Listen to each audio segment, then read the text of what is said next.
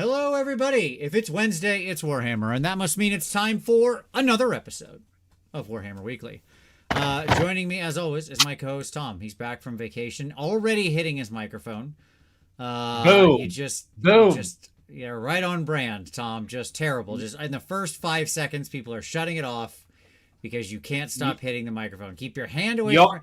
Get Y'all a better me. mic. You missed me. For Christmas, I'm getting you a microphone. That's it. That's it. I'm done with this. I'm done with it. Okay? That's going to be your Christmas gift this year. I can't handle it. Tax write-off for the show. All right. Anyways, yeah, Tom's back. He had a fun vacation. And yeah, now we're back to talk about to ruin his good attitude. And we're going to talk, but actually, this only makes us both feel better. Tom, we're going to talk about how we fix bad armies today. That's what we're going to do. We're going to look at some of the worst armies in AOS, how they act. And we're going to fix them. I could do it in like 2 minutes. Yeah, sure. I mean, we're not, importantly here, going to be touching systematic problems or changes. That will be the future. That's the future. Sure. One moment. There we go. Sorry, I was too warm there. All right. So yeah, let's start with the news, shall we? I mean, why not? There's so much of it. There's only the appropriate first.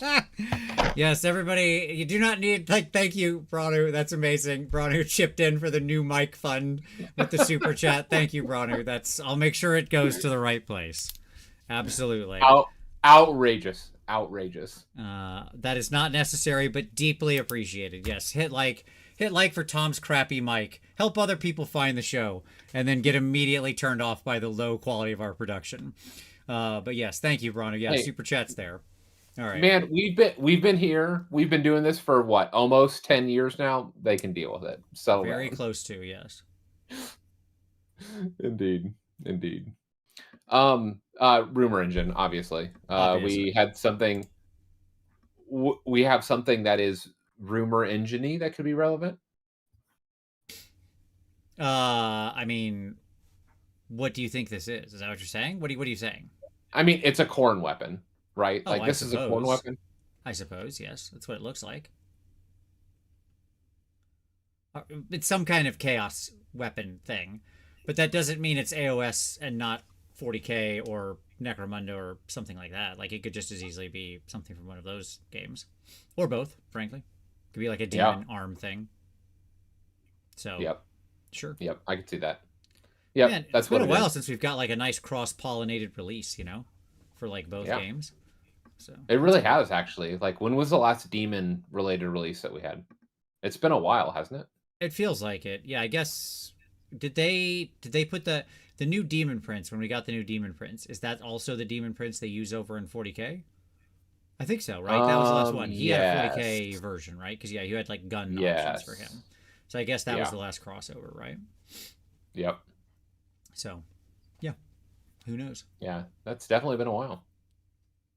So there you go. It's been a hot minute. It felt like a while there. We were getting some crossover everywhere. Although I did see an article today about why or a post or something. I don't remember. But I saw it on the internet, where somebody was saying that the sort of, maybe it was Lore Master Sotek, could have been, I don't know, arguing that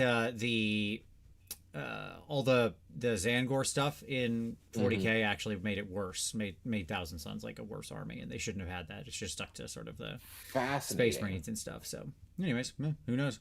I could see that. I mean, I love the models though. Yeah, I mean, I love all of all the Zangor stuff is some of my favorite stuff they've made in a while. Yeah, the State of Tzeentch almost made me consider jumping over. I decided not to. Almost. Where were we? New Underworlds. So obviously we had the announcement week this week. We had the show reveal thing. Yes. And in the midst of all of that, we had new Underworlds warbands and the announcement of a new Underworlds edition. Obviously, this is not directly AOS, but it's certainly relevant for us. It's certainly relevant for the fact that it speaks to So, like, we're not going to get rules necessarily, but the alternate sculpts rock. Yeah, I mean, here's what I'll say. This guy is still deeply unimpressive. He's okay. Like, I'm not saying he's bad.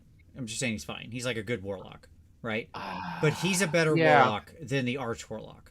I continue to hate on the arch warlock. I'm gonna throw shade at that guy every chance I get. I like this guy. He's fine. He's a good warlock. I like warlocks, so like I like him. He's highly rated by me. I'm just saying like there's nothing amazing about him. He's fine. And I will certainly get these and paint these like 100%. Yes, these are the kind of things I love. They're going to be in a long line behind a lot of other Skaven, but let's go. Yeah. I'm never going to turn down new Skaven sculpts. Yeah.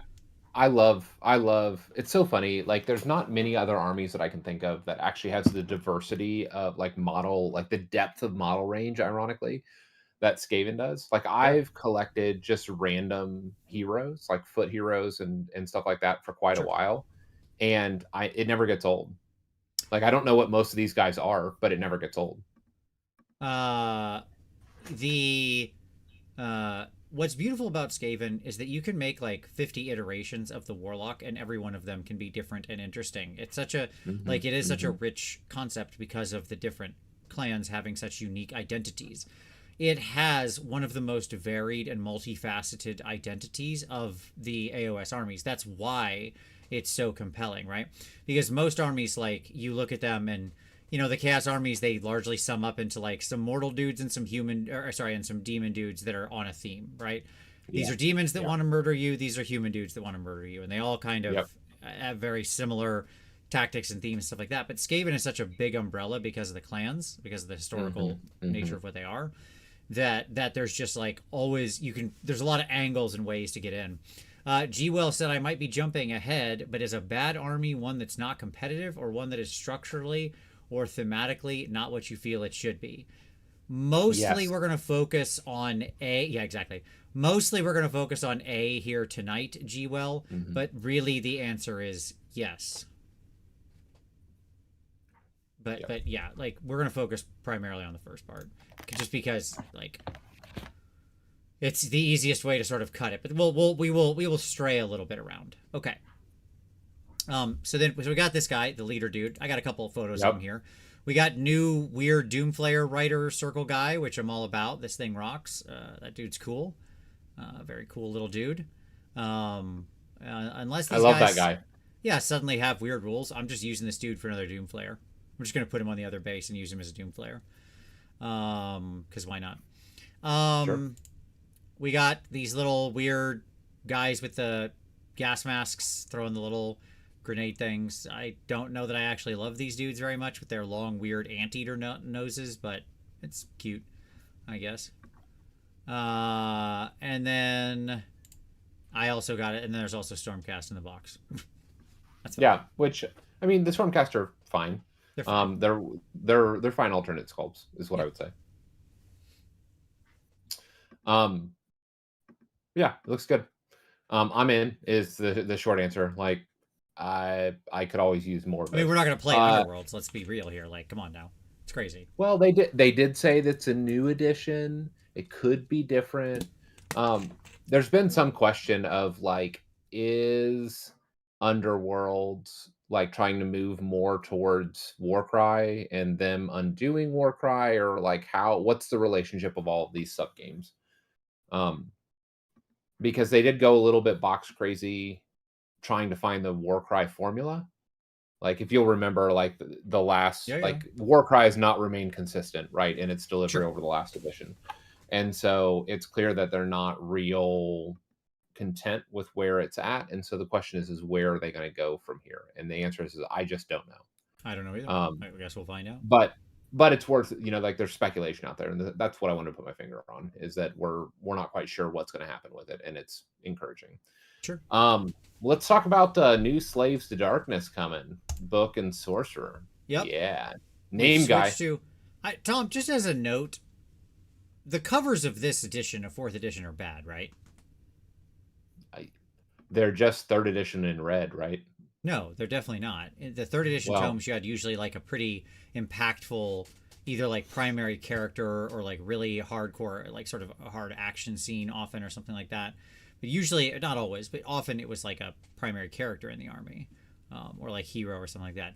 Now it's just like some guys, and like they switch style. And no offense to the artist, but I really do not cotton to You're this not more digging flat it. style as much as the old one, which was more rough but much more expressive. Yeah. Yeah, I don't know. Personal taste, I guess. Tell me in the comments, chat. Are the covers so far of fourth edition better or worse than third? You tell. Well, You tell me. It's so funny that you bring it up because I haven't bought any books. Like obviously we have Skaven, Skaven right? Storm, or well, Skaven, yeah, and then Skaven. like Yeah, obviously we we have only the have Stormcast Skaven. book. Yeah, we're gonna Yeah, talk about it in a yeah, minute. it's coming.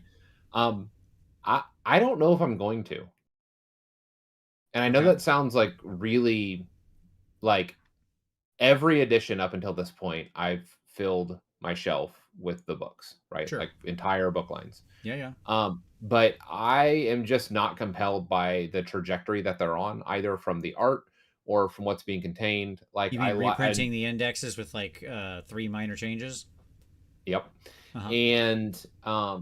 And like I was kind of excited maybe about like the soft cover edition that has the cards integrated in. And I was like, oh, tell me more. And then I saw the price jumps up like 30 or it's like 60% on that one. And I was like, nope. Yeah, sure. Sure. So it's just a real baffling, real curious set of decisions that have completely like de-incentivized a purchase for me completely. Yeah, you combine that with the app thing, and it's just like, ugh, gross. Yeah. All right, yeah. So, anyways, S2D, coming soon. That's fine. They didn't say exactly when, of course. Like, they didn't give us a release week or something. But, yep, great. Cool. We knew this was the next book, but all right. And we saw that there's a new Sorcerer Lord guy that we get here. He's a named guy. Well, it's just like it can be your generic Sorcerer Lord is like the idea here. Yes. CJ Ubusta, how you doing there, CJ? They should buff Soulblight, the weakest of all armies that let me play Luke of I. It is the weakest of all armies that lets you play Luke of I. That's true. That's just a factual statement right there. No, 100% truth detected, CJ. So, yeah, that army definitely probably needs some love. I think Soulblight is just naturally buffed by the fact that they're going to hit the other 3 armies above it so hard, and it'll just naturally rise. It's sneaking in at, like, on the edge of greatness, and once all 3 great people have been kneecapped, its time will come. So there you go.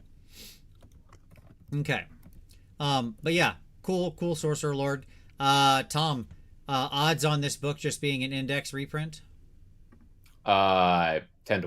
I mean, 100%. Yes, absolutely. I think you're being generous with 10-1 odds. I wouldn't take it at 10-1 odds.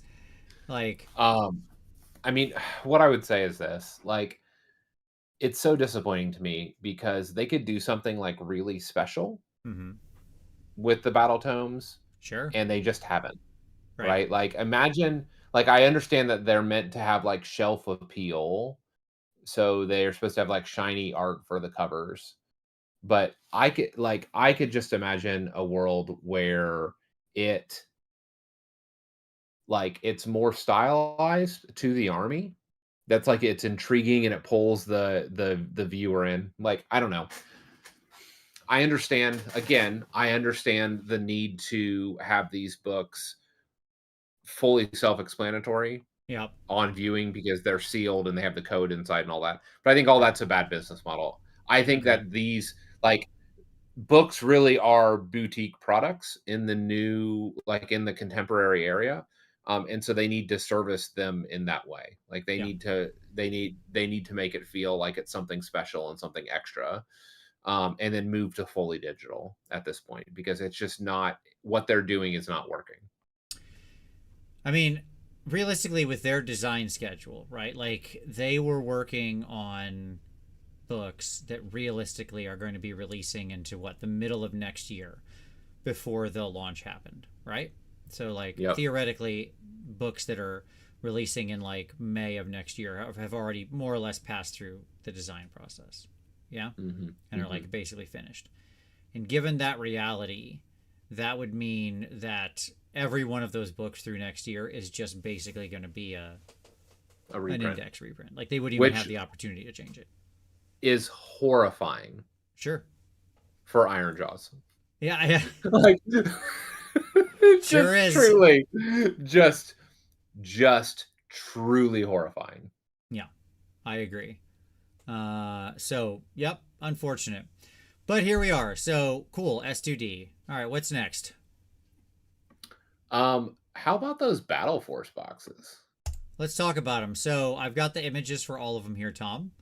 So first off, we've got the Dark Oath Raiders box, which has like the basically all the menagerie of Conan knockoff weirdos we've ever had, right? Just all of them. Yeah. Just get them all together in one box. In one box. It's great. Sure.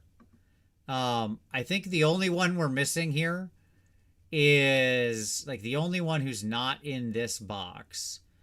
I believe, right, is the original like Dark Oath Chieftain, the guy that came out of Silver Tower or whatever and started this whole thing. Yep. The Barbarian. That guy. Yeah, I struggle with this because this doesn't feel like this isn't a battle. Like it doesn't feel like a Battle Force when I look at that. Sure. Right? That feels like a getting started box or a Vanguard or whatever they're called, Battle Force box. Not a Battle Force. Spearhead? Spearhead. It looks like a Spearhead box. It does not look like a Battle Force box. Sure. Yeah, I don't know. I mean, look, here's what I'll say. I really want to see the Dark Oath side of S2D get better. I'm hoping it gets some positive changes over the next couple battle scrolls. I don't know how that's going to interact with the book, so who even knows. But, you know, cool. Like, I want to see everything in here be really good. It is a spearhead. Yes. Okay. There you go. That's what they said, Tom. It is. Okay. So that is a spearhead. Yes. Well, that's delightful. Oh, sorry. Yeah. Here, I apologize. I didn't get to the Battle Force boxes yet. I'm sorry, everybody. Thank you. Okay. I messed up. The Dark Oath Raiders one is the spearhead. Thank you. Yes. Thank you, everybody. Exactly correct. I forgot that I saved these two right next to each other, all my images, and I forgot. This is the new spearhead coming out with the S2D box. Yes. Okay. That makes me feel a little bit better because I was saying that makes me feel a little better because I remember looking at this and thinking, man, I can't wait to build that spearhead. That's a great spearhead. It is. Yes. And then I saw this and I was like, this is a Battle Force box because this looks like the spearhead. No, it's the spearhead. And they all like a bunch of them have reinforcements and stuff like that. So I want to see this stuff get better. Like as a spearhead, I hope this is interesting and good on its own. But I want to see this be a really nice way into the army. I want to see the barbarian side of the army also be a viable playstyle, not just Vanguard and some warriors or whatever. Arguably, it is. Like I've seen that on the table at a one-dayer, and it's performed acceptably well, right? Like it's not. It's just rough right now because it's so overshadowed by what you can accomplish with the other stuff. Look, man. Certainly. The reality of the game right now, and this will tie into what we do later, is that if you are low armor save, regular move speed, infantry, you suck. Yep. It's true. Unless you have a bag of tricks, like as deep as the ocean, to get yourself out of trouble, right? Which is one of the few reasons like Cruel Boys type stuff can do really well, because they do have a giant bag of tricks that can like stop everything that would normally make them susceptible to dying. Now, unfortunately, 75% of those tricks are on a roll that you can easily fail. So it can just as easily break against you as it does for you. But if you're just like a unit that's just some people with some wounds on a 5-up save, you have literally no business being in AOS right now. It's just you're dead in the water. Yeah. You are it's a non-starter. You are wounds waiting to be picked up. Right? You're bad at being a prospector. You don't do the damage. Can't take a hit. Don't have the movement. Like it's not the game right now. Yep. Poor Cruel Boys. I mean, they're the best of they do okay, right? But that's because they're best in class of a particular subset. Of a bad lineup. Yeah, where they have enough bonuses, it's actually overridden their drawbacks. Okay, so yes, this is the new spearhead coming with the book. There we go. Like I said, these figures are incredible, right? I mean, like, Yeah. it's funny because the Dark Oath, whatever she is, the chieftain lady. Yep. Um, Yep. I don't remember what the actual full name is, but it doesn't matter. Dark Oath War Queen. Sure, let's say that. Yep. Anyways, she isn't that old, but she like legitimately, you can tell the difference in the quality of the sculpt between her and the other ones that were done more recently. It's crazy. Yeah, that's true. It's true. All right, now, Tom, I'm sorry. Let's get to the battle forces. Here we go. Okay, so battle force, Cities of Sigmar, founding foray. All right, so you get 5 pony people, the ogre guy, another cannon, some shooty dudes, your commander guy, and your menagerie of weirdos. Yep. Right, your command core. Yeah. Okay. One of the things I love is when I watched the video, like I watched the thing on Saturday to see if we need to do a show about it, right? Sure. And it was like, well, when we built these, we didn't want to have we tried to make it so they'd be additive to the spearheads. And then they got to this one and they're like, this lets you add another unit of this thing that's in the spearhead and another unit of this thing that's in the spearhead. And I was like, okay. Right. But that being said, like, it is perfectly fine as a Battle Force box. Like, if you're interested in the human side of cities, this is a perfectly fun and fine box. Command Core good, shooter guy's good, your leader dude on foot is good, the ogre war Hulk guy is good, and then the cannon and the horse riders are very pretty models, so that's nice. Got that going for you. Yeah, it's fine. I mean, it feels like it's the starter box or really close to it with the Fusiliers added. Sure. Like, I don't know. It is a fine starter box. I don't know that I would want a bunch of them is what I would say. Sure. Which I mean, in general, that's probably their intent, right? Like their intent is not to duplicate. You don't want to come in and just buy like 3 of them. Yeah. Right. I mean, I'm sure they'd love you to. You know, overall, they the nature of this sort of box is it would be a lot cooler if it was like actually showing what the cities were. It would be really neat to me if it was like a power pair of a human boss and a human unit and an elf boss and an elf unit and a dwarf boss and a dwarf unit, right? If it actually showed what Cities of Sigmar was really about, that would be super cool to me.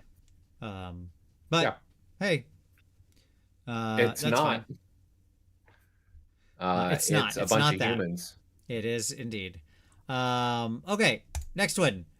The Flesh Eater Courts with the Charnel Grand Jury, which is 6 Morbeg Knights, 6 of the, Knight monsters, which can obviously be built in different ways. It's the same kit, right? It can be built as either one of those guys, and then your what are they called?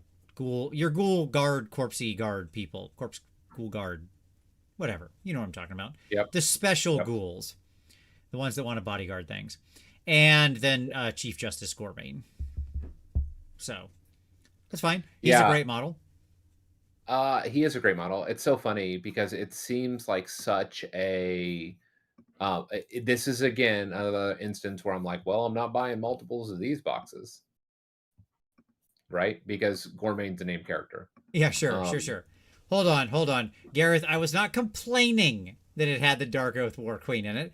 I love the Dark Oath War Queen and was very happy to see her there. I was only pointing out that, boy, can you tell how much the studio has grown in like sculpting Conan people. Yeah. Like the new ones look amazing. That's all I'm saying. She's still good. I like her there. Okay, continue. Gareth over here trying to bust me. I can't let that fly. All right. That's legitimate. It's legitimate. It's fine is the answer. Like, but how far of a shot are we from the old start collecting Flesh Eater hordes? Oh, sure. Yeah, we've come a long way from buying the start collecting 3 times and that's your army, right? And having everything, right? Like, it's so funny because I look at this and I'm like, the only thing that I mean, I am probably an exception, but the only thing that is even semi appealing here are the 6 Morbeg and that's not even half the box value. Yeah, I mean, I think this is a good box. I really do. I think that like the problem here, here's what I'll say. I think this is a legitimately good box. I think this army and what it does right now is in such a bad place that there is no good selection of stuff. So like, I just there isn't. I'm sorry. Like FEC is on some of the worst footing of almost any army we're going to talk about later tonight, right? Yeah. And so like it needs some big systematic changes. And if I was just like starting from scratch, I would this and then, you know, some boxes of ghouls and Big Oosh, and that's a good army to me. Right? I think that you're like actually in a pretty nice place here because it gives you again, like I use the different over the course of me playing FEC, I've had my FEC army for like 2 editions now. I've used your big knight dudes in each of their incarnations in tons of my armies. Yeah. The new guard is good. More big knights are great.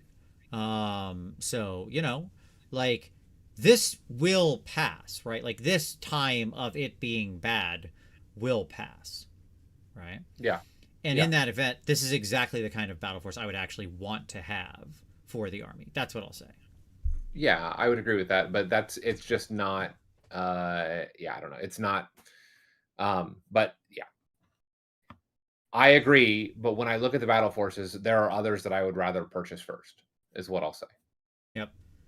Grando Reaper, yeah, sure, water works fine. If you're working on like a wet palette, I mean, you just want to, when you're working with those paints, you want the wet palette to be very hydrated, is what I'll say. Especially if you're in a low humidity area. Okay, bam. Ironjawz, the Wreck-a Mob. Do you love Ard Boys? Because you got Ard Boys. Do you want ants, Lana? This is how you get ants, okay? Big Pig, 6 of the either built way, of which you're going to build them as the Ragers, because I don't even know what the other guys are for. And then 20... Well, the other guys are down to like 110. Like the other dudes are almost... They've almost broken that magic 100 number. We're close. We can get them down to 90 points, I'll think about it. Like seriously, I don't even know if they're worth it at 90 points, but at least then maybe I'd just take them as throwaway prospectors. Correct. I'd still have to roll well on my run. That's actually it's a 6. That's actually where I'm at. Where I'm really hoping that we'll get to the point where they're just like they're affordable enough. I can throw them in to finish off lists. Yeah, I really wish this had been like 5 brutes instead of the 10 Ard, like instead of 10 of those Ard boys, just so you were like, or 3 pigs or something. But like it's fine. I ran Tom this weekend. I ran the 20 Ard boys army, so I played Ironjawz again, testing them after the new change. I ran all big blocks. Okay, so I had Gordrak. I had a 20 block of Ard boys with the Ard boy boss burrowed in there. I had a 6-pack of pigs. Okay. And I had a 10-pack of brutes, a little war chanter, and Zograk, and that's like 2,000 points right there. Like that's your army. I'm very aware. Yep. Okay. Like you out of points after that, and my army got killed at the top of 2 basically. Nice. I was given first turn, kind of played very cagily, tried to. Like I moved into the center with all my Ard boys, create a little bait unit, seize the center, had the other ones in a counter charge position, well back. And then the Sylvaneth, with all their new abilities, came screaming across the board at me, killed the entire unit of Ard boys in 1 combat. So 40 wounds on a 3-up save, evaporated like they didn't exist. And then my opponent got the double, teleported, like just flew across the board and teleported, did all sorts of other stuff, and got into both of my other units, caught him flat-footed, killed half of both of the units, and then all I had left was Gordrak by the time it rolled around to my turn. You weren't Weird Fist, were you? No. Okay. No. Yep. That checks out. I didn't have any caster. There was no caster. There was no points in that list for a shaman. That list was 2,000 points on, or 19. Sorry, it's 1990, I think. So wasn't like, dude. Nope. What I will say is, I won't make our Ironjawz that aren't Weird Fist. That's the first thing I'll say. Yeah, sure. I understand. Like it, because you just, in order to make your wounds stretch, you have to have the ward save. like on Even top like of a the 6 3. up, yeah. I doubt it would have mattered too much, to It be might completely honest. not have. It might not have. Sure. But yeah, like that's the first thing I'll say. The second thing I'll say is regarding this box, I'm like buy, buy, buy, buy, buy, buy. Like I could buy 3 of these boxes and be like, I don't know. Do I need a fourth? Now, here's the disclaimer. This army is in a terrible position right now, folks. We're going to talk about it. Most of Yep. the armies they're releasing battle forces on are in a bad place. Yes, indeed. So here's the deal. They're in a terrible spot. I acknowledge that.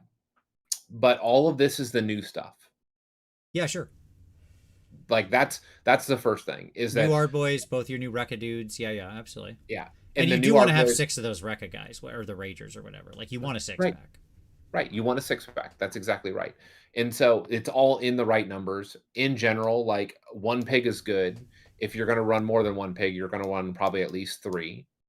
Right. So like there's multiple build outs for that pig. So you're never lacking for how you want to build big pig as options. Right. And the reality is that like I have built multiple lists that had 60 brutes or 60 Ard boys. Sure. Yeah. Not that that's every list, but I can imagine like I've written multiple lists that have 60 Ard boys. I understand. I still dream, Tom, that there's some way to play Ironjawz like it's actually an offensive army. And I think that's where I'm going wrong. Right? It is. It is. By the way, my Ard boy boss just got picked out by Bo Kurnoth and shot dead. I believe that. Yes. That's what happened there. Yeah. No, I mean what I would say is this. In my estimation, like it is like an endurance it's just a slow grind attrition. You set up with weirdness and you have ungodly number of wounds, you just move them forward. Yeah. Yes, it is and it's a counterpunch army. Like you do have a number of pieces that are counterpunches once they get into your stuff. That can hit ish, right? Like they're not like I'm like in no way am I suggesting they are like in no way am I suggesting that they like let's save it. Let's save further discussion for when we get to Ironjawz. But all that to say, like I really love this box. I really love this box. I agree. And it's one of the only ones that I would venture to say like I could buy multiples of this and be very content owning. And you know what? Because the army's so bad right now, they're probably going to be sitting on shelves. So you all are in luck. Yeah, absolutely.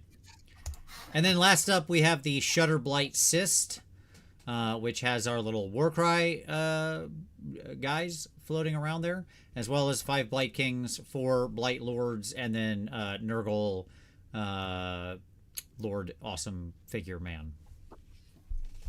Yeah. Also in a rough spot. Who knows? Maybe they're better now with their little disease thing, but I doubt their ability to pass disease after killing a unit's going to save the army, being that they don't actually kill anything. So that's tough. But who knows? Yeah. Maybe this turns it around for Nurgle. Couldn't say. Yeah, I don't know that I would be running multiple Harbingers. That's the problem with this box. Yeah, sure. I can't think of the world where you would. Right. Like if this had a Magath Lord. Sure, so that way he could be built in the 2 different ways. In multiple ways, yeah, exactly. Get out Morbidex and whatever. This would easily be a 2 of, or possibly 3 of. Sure. So I don't know. I'm not a huge fan of Blight Lords right now, to be completely honest. But sure. No, but if you're coming into the army fresh, okay, like let's say that's that fair. I gotcha. You're like, I want to play Nurgle, and you see this box drop, and it has the Magath Lord. Like if you bought a 3 of, it would give you all the Blight Lords that you would realistically need to start out with. It would give you 30 Rotmire, 3 units of Rotmire. No, you're right. I mean, I think this is still an okay 2-buy, even with with that dude on horse there. Agreed, you're never going to run more than 1 of him, but like it gives you all the Blight Lords you ever need. It gives you a nice 10-pack of Blight Kings, and it would let you double up on your Warcry thing. I think they need to be, when they are looking at Battle Force boxes, like they need to milk the market. And to me, like when they're designing these boxes, they need to have multi-build heroes. Sure. Like whoever make it so people want to buy multiple. Yes. Right. They at Right. least You're open the door to it incentivizing. as an option. Yeah. Yeah. You're incentivizing, if you want to buy, like, to me, these products are the perfect, hey, you've always wanted to start this army here, jump in right now and you can get everything in an awesome value. Yeah, I suspect By the reason you multiple don't versions. see the Magthord in here is just because that dude looks really awesome and people think he's a really awesome fig. It's that simple. They looked at it and said, this is one You of mean our the coolest Harbinger? figs. What's that? Yeah. The Harbinger, yeah. You mean the Harbinger? Yeah. I do, yeah. I really think it's that simple. Nothing more, nothing less. So, okay. So that's Battle Force boxes. If history, we don't know their price, but if history serves, they'll all be like 200 and something with basically a 33% discount over what it would be if you bought all these things at retail. That's what they've been basically every year. So, in the US, we'll be lucky if they're 210. I'm expecting 230. Yeah, I mean, like I said, it's a question of like total up the boxes, take between 28 and 35% off, and that's generally your price. Yep. That's how it's usually been. Speaking of, we mentioned this earlier, our next news item this next week, Stormcast Eternals. Stormcast. Going on pre-order finally. They were slow to respond to the threat of Skaven, but they're here. Talk about covers I really don't like. Woof. How did we get this? After the last two? Yeah, I've seen right? Metropolis. It's a pretty good movie. Like, after the last two book covers, like, how did we end with this? How did we get here? Yeah, like, how did again, we like, we're bordering on the edge of, like, or even the being third mean edition to an artist, and I don't want to do that. But like, this is rough. It's just rough. Yeah. But anyways, exciting Stormcast book. We will talk about it next week. Got our guest lined up to do the Stormcast review, so come see us next week for Stormcast excitement. All right. And Golden Demon. Yeah, I just want to take people through a couple of my favorite pieces. I would encourage people to go check them out and find their own favorites. The standard this year was was just like outrageous, like good God, outrageous. But these were some of my favorites. This was Albert's piece who won gold in AOS single miniature. I just thought it was fantastic. I mean, Albert's one of my favorite painters in the entire world. I've never really gotten to speak to the man. Hopefully I'll get to talk to him when I go over to Monty here next month. But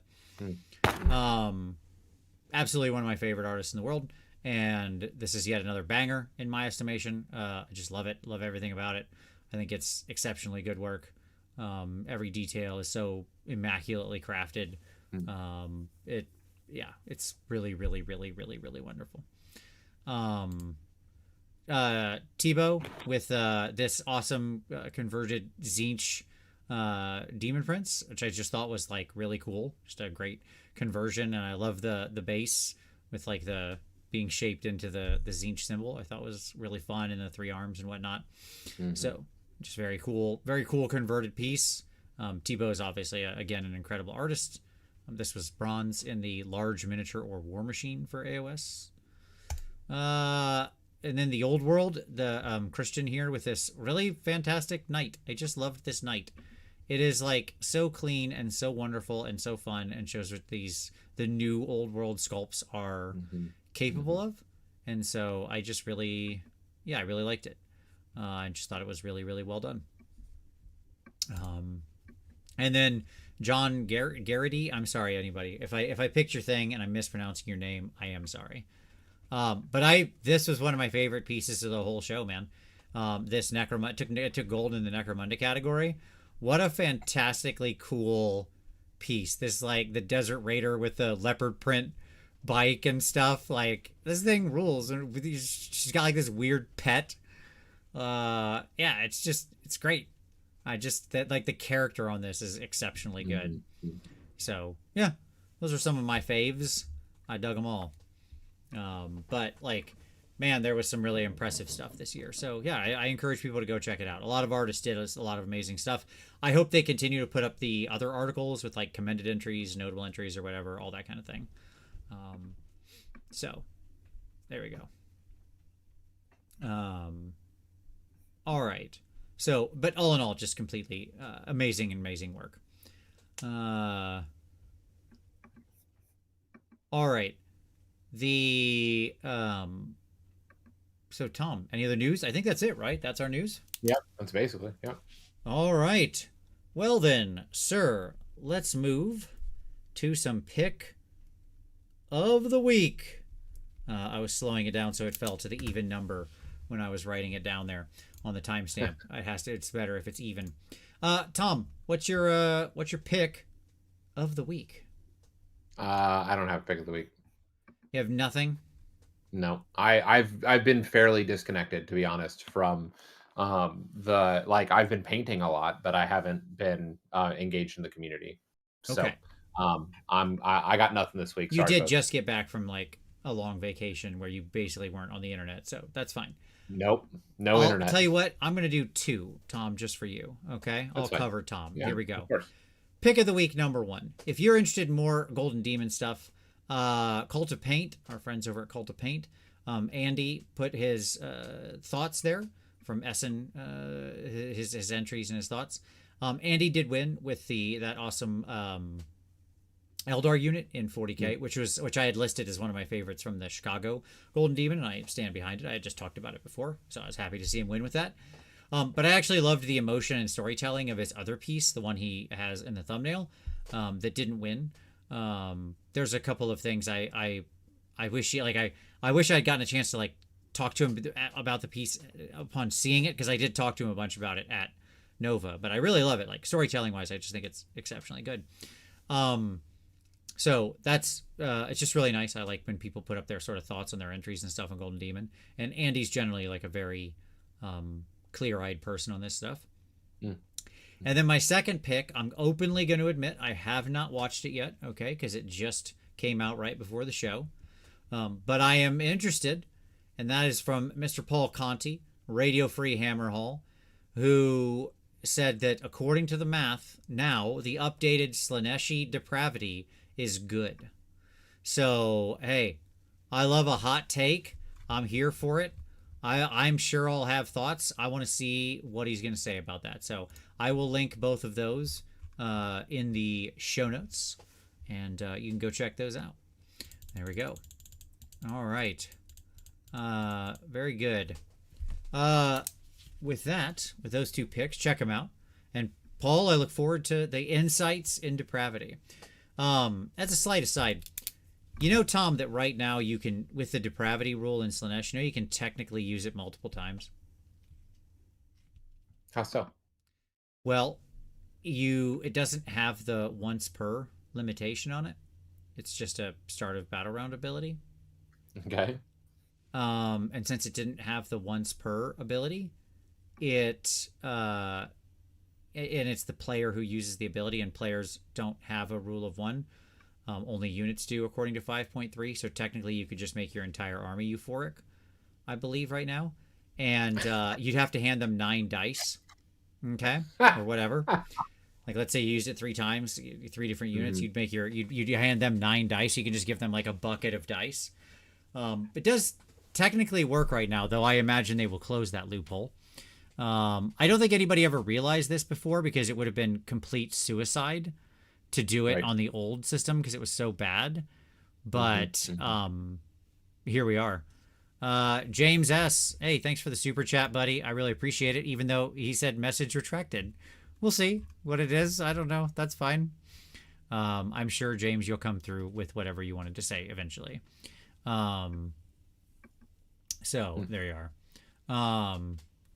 Oh, there you go. Marcus Slaw said, pick of the week, heart out to Tampa, where the Sigmar GT was canceled. Yes, indeed. People in Florida, boy, getting it rough here. I hope if you're near Florida, you got family in Florida, anything like that, I hope everybody's okay, was able to get out if they want to get out, or is all right if they weren't.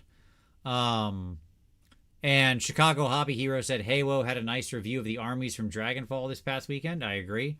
Haywo did do an awesome recap of Dragonfall. It was very good. I watched it. So there you go. Okay. Yes, it seems 5.3 is supposed to apply to the player, but it doesn't. It just doesn't.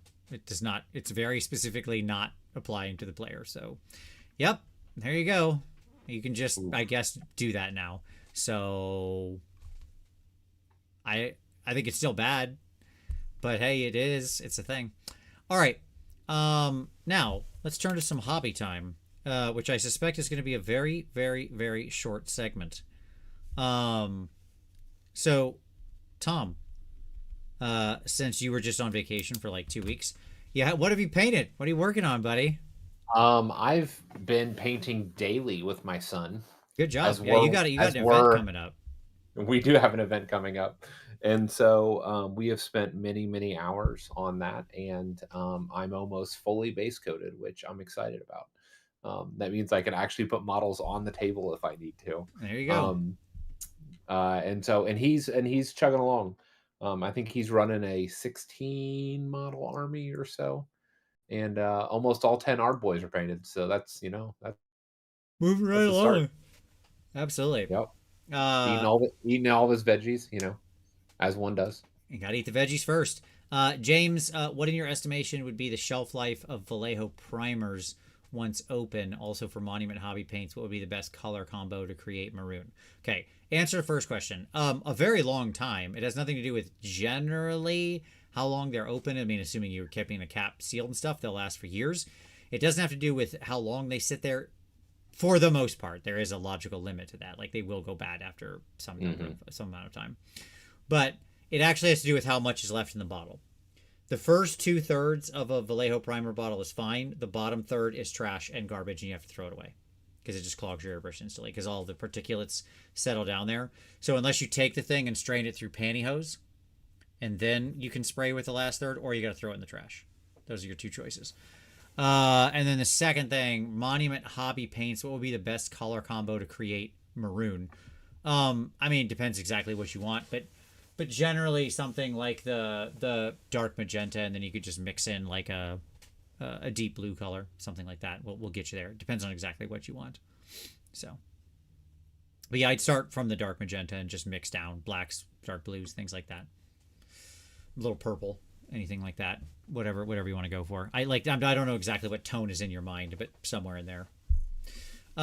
Okay, so I finished this super long, ridiculous project I've been working on forever, which was nice, which is good. And now I am back to Skaven. That's what I'm going to be doing. So it's time to get back to some Skaven, Tom. I've left it for too long. But this weekend, all the crew shows up tomorrow for VinciCon. VinciCon officially kicks off tomorrow. And so I'm going to be spending all weekend getting deep into the hobby. I will not be painting Skaven much this weekend.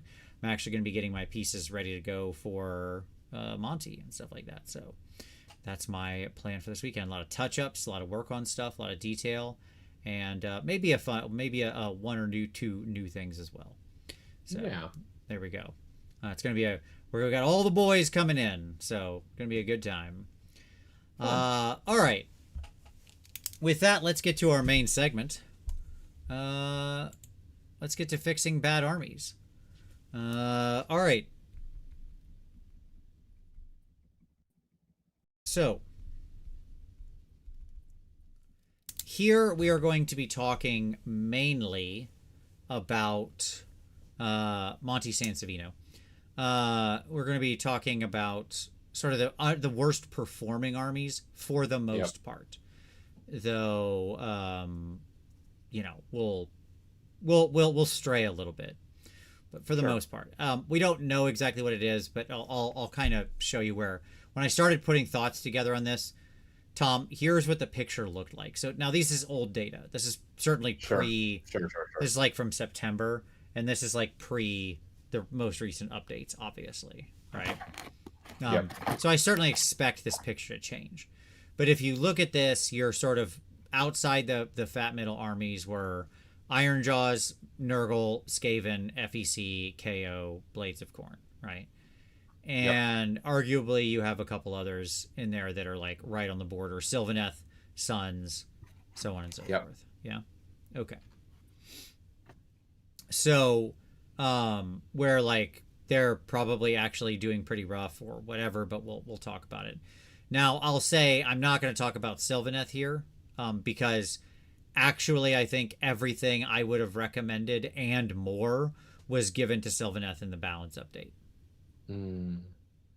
Like, that's Cool. how we should be. What happened to Sylvaneth is what should have happened to all of these armies at the bottom of the pile.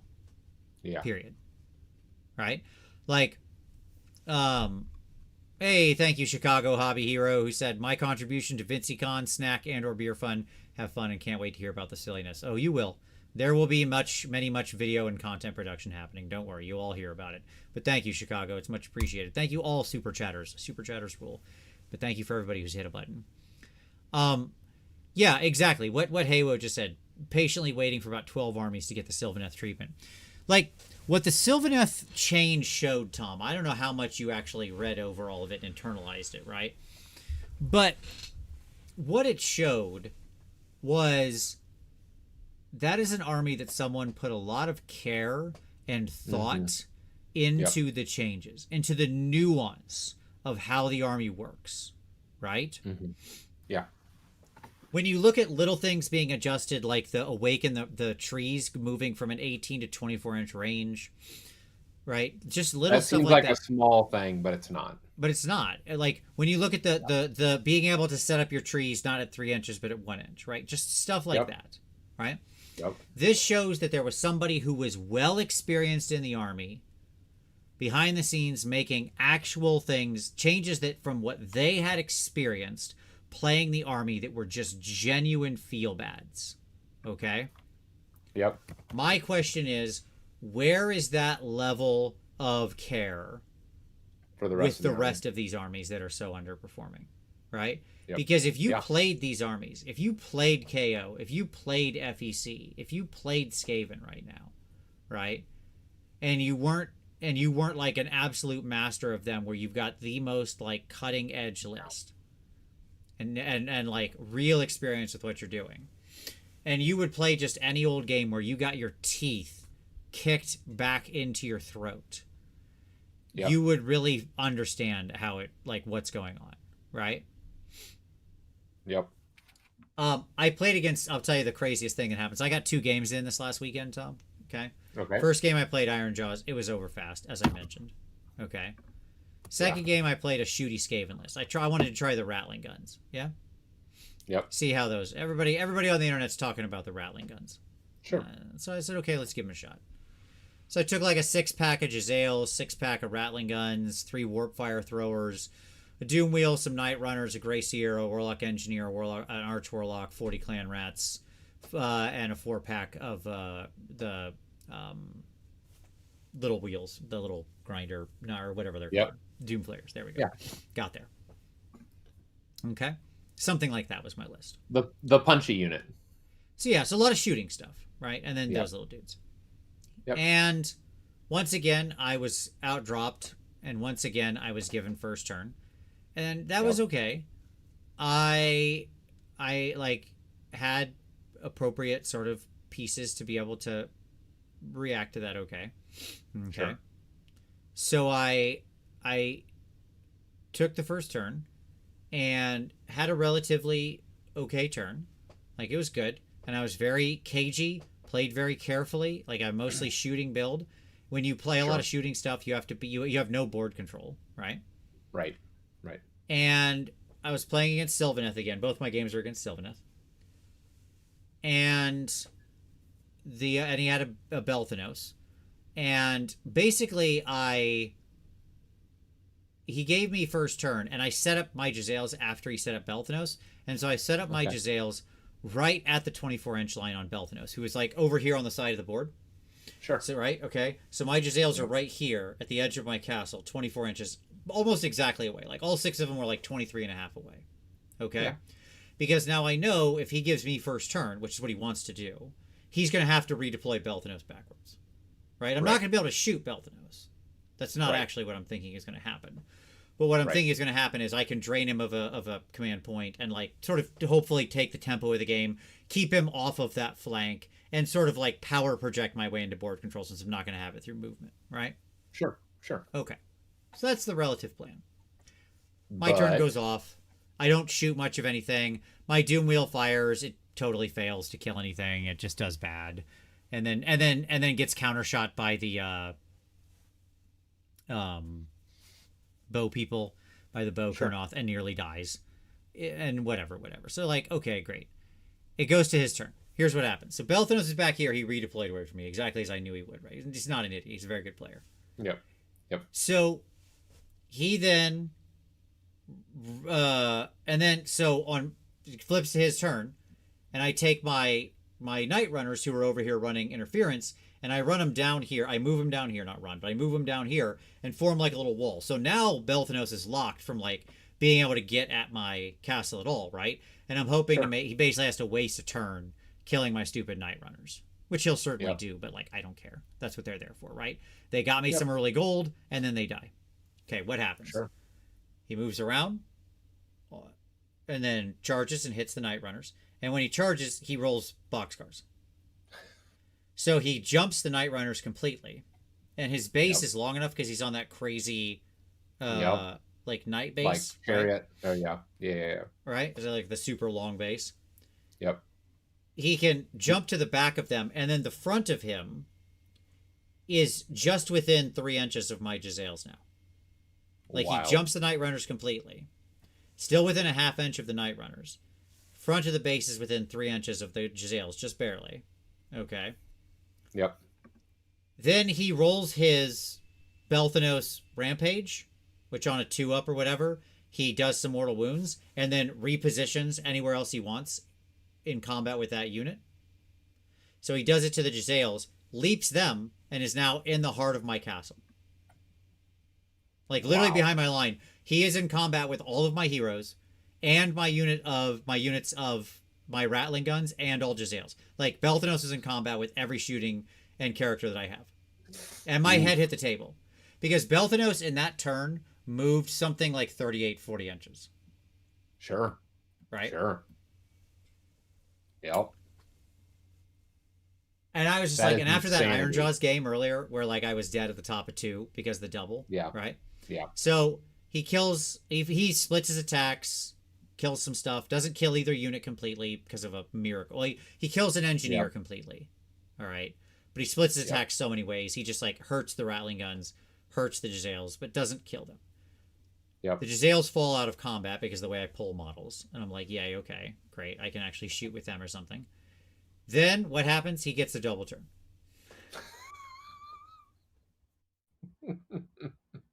Cool.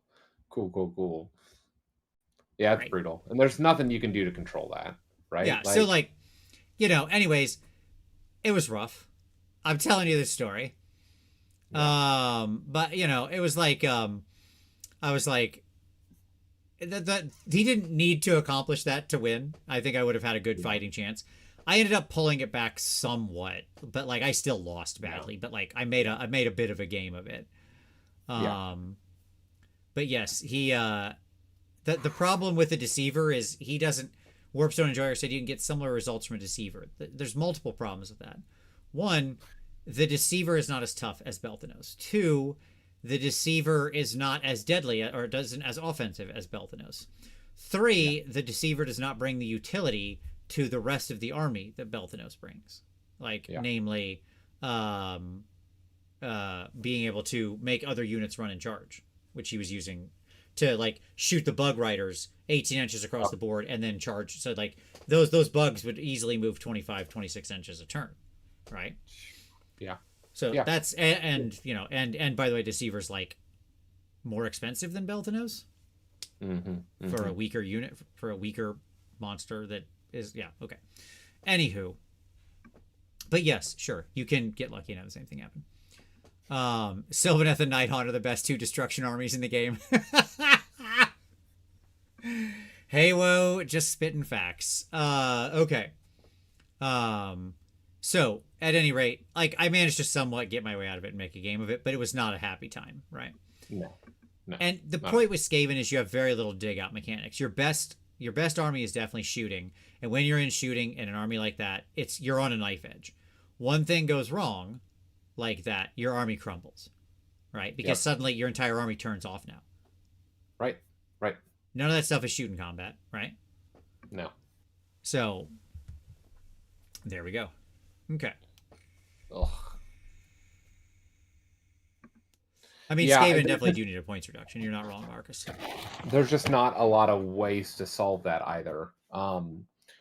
To kind of claw back from that. Like some of that is just an unfortunate series of events, but some of it is Sure. just simply the tools that are available, right? Right. Right, on both counts. Yeah, yeah, yeah. Yeah. Okay. Like, the point is, if, I can't even imagine the world where I would have played, like, my Molder Force against them. Mm-hmm. Mm-hmm. Right? Like, that, I don't even know what I would do against New Sylvaneth now. They would just get creamed. All right. So that's where we're at. So now we're going to talk about the individual armies. So, Tom, here's where let's get into it. Let's fix some armies, Tom. Okay? Sure. All right. So, we begin our journey, Tom, with Khorne. Okay? Allegedly, the worst performing army. I do expect them to rise now that they had a lot of points reductions kind of across the board.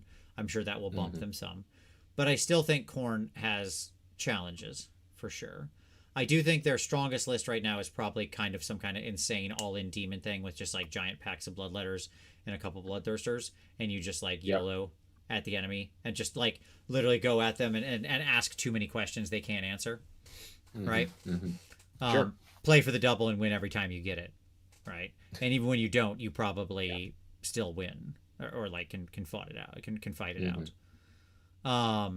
But I think that's probably the strongest list. That and maybe like a pack of Skull Reapers in there somewhere. Maybe you switch out some of the Bloodletter spam for a big pack of Skull Reapers, who are like one of the most damaging units in the game, right? Yep. Gareth says he hasn't played in any events yet. That's why their win rate dropped. There you go. Good call. Okay. So what's your take on Khorne right now? I think that it seems like it has tools, or it should have tools, but it doesn't feel reliable enough, maybe, or maybe it takes too much to get started. That's my sense. Yeah, it's an interesting army. Because, Audio Anarchy said Khorne is crazy good. Murderlust is unbelievable. Yes, Murderlust is still one of the best abilities in the game, no doubt. A friend of mine runs 3 units of Bloodletters, 2 reinforced, and it's impossible. Yeah. Like, Ben Staffordson said, I can answer every single question they're answering with my KO, Vince. The answer is, oh God, help, I'm dying. Yeah, there you go. Yeah, I agree. I think the major problem with Khorne is in most of the mortal units. I identify a couple problems with Khorne. A lot of the mortal units don't have any gas in the tank. That's number 1. Yeah. Number 2, army building is still a pain. Even they fixed Scarbrand, but it's still hard to build an army in this thing.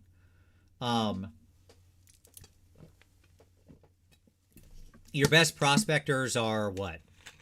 Like Claws and Fleshhounds, probably, or something, I'm guessing. I don't know. Yeah, something like that.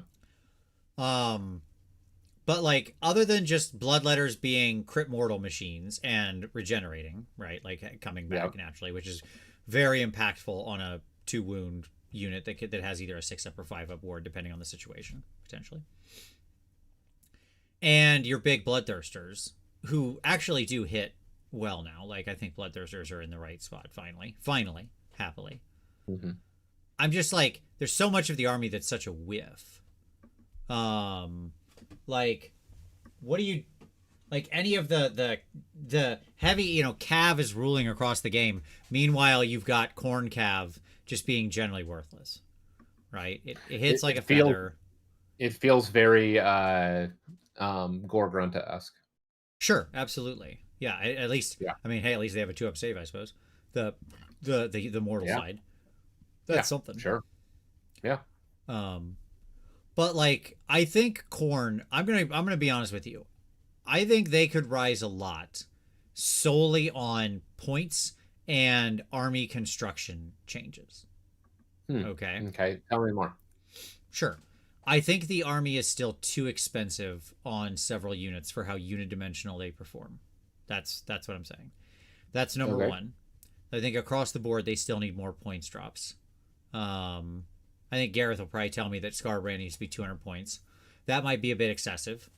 But like in general, I do think there's like a costing problem, especially with some of the heroes and stuff like that, but also with some of the units. Sure. And I think that you need to free up their army construction. Like they need to be able to build a cross-functional force more easily. Don't get me wrong. I'm not saying they don't need scroll changes. They do. There are some like generally terrible war scrolls in this book. I've already mentioned a few of them, the Cav and stuff, right?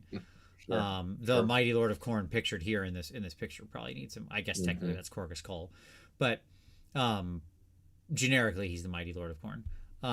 Probably could use a rewrite, right? So like stuff like that. Gareth said Blood Tithe needs a rework. You end up with tons of Blood Tithe because you only ever use Murderlust. Yeah, I mean, I could see that. That's an interesting. Yeah. I only ever use this amazing best ability I have in the game, but because the number of times I can use it is limited, I end up with excessive points. Sure. Yeah, I mean, that is probably true. I don't actually. I don't know if that's a disagree problem, with that. Though. I think it is. It's sitting on a big resource that you literally can't dump because the rest of it's just worthless. That's a feel bad. Like, I agree with that. There should be other utility. And frankly, it is a very monodimensional army, right? Like, Skull Cannon aside, you're not playing in the shooting phase. Your movement is generally limited-ish. You've got some run and charge out of your Bloodthirster or whatever, right? Or 3d6 charge or whatever, whichever one it is. I think it's 3d6 charge. And, you're not a very fast army. Your mobility is average at best. Slow if you're dealing with some of the like real foot slogging mortal guys. Yeah. And you don't have like incredible combat tricks, right? Yeah, like, I can see that. You have stuff, but it's not like you're not a Cruel Boys Trixie army. I mean, I think that's a pretty non-controversial thing to say, right? Yeah. So you're just relying on like having a pretty fair fight and tricking people with Murderlust to like shut off charges and battle tactics. Right. So when it comes down to it, there's no actual like good tools to navigate or to pull on when things get rough. Yeah. So, I mean, it's like that's fine, but I think there's lots of things we could do here, and I would accept all of it, right? Like, I would really like to see.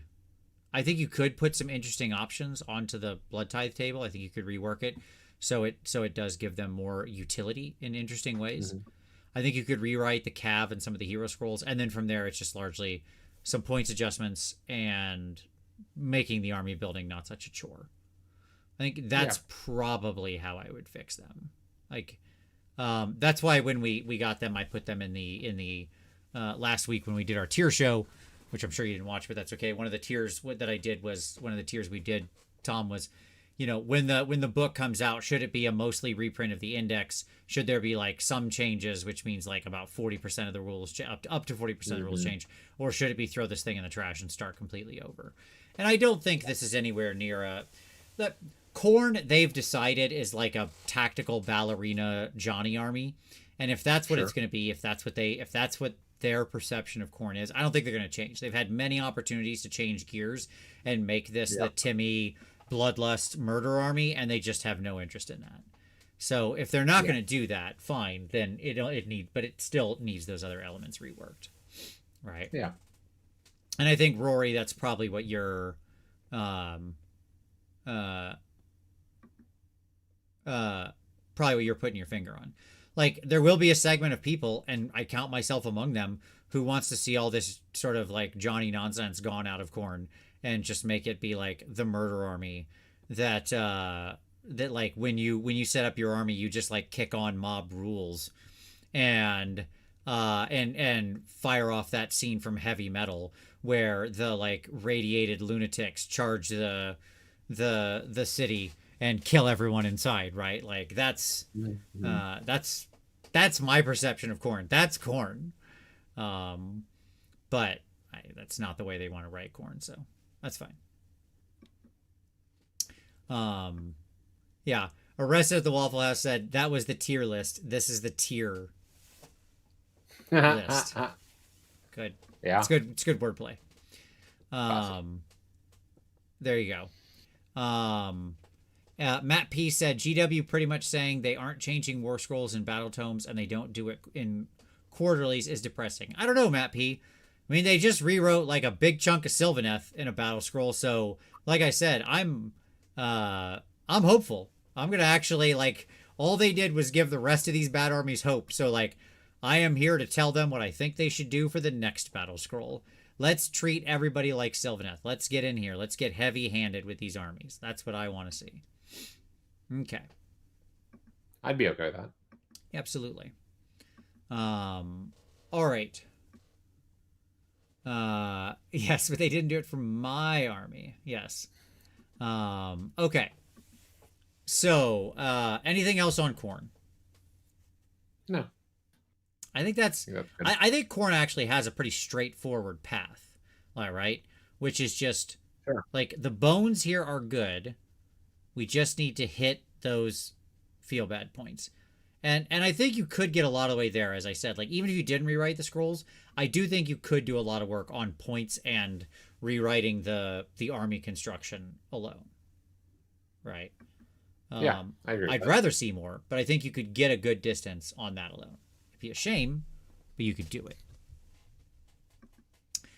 Okay. Next up. Oh boy, Tom, it's time for you to shine, buddy.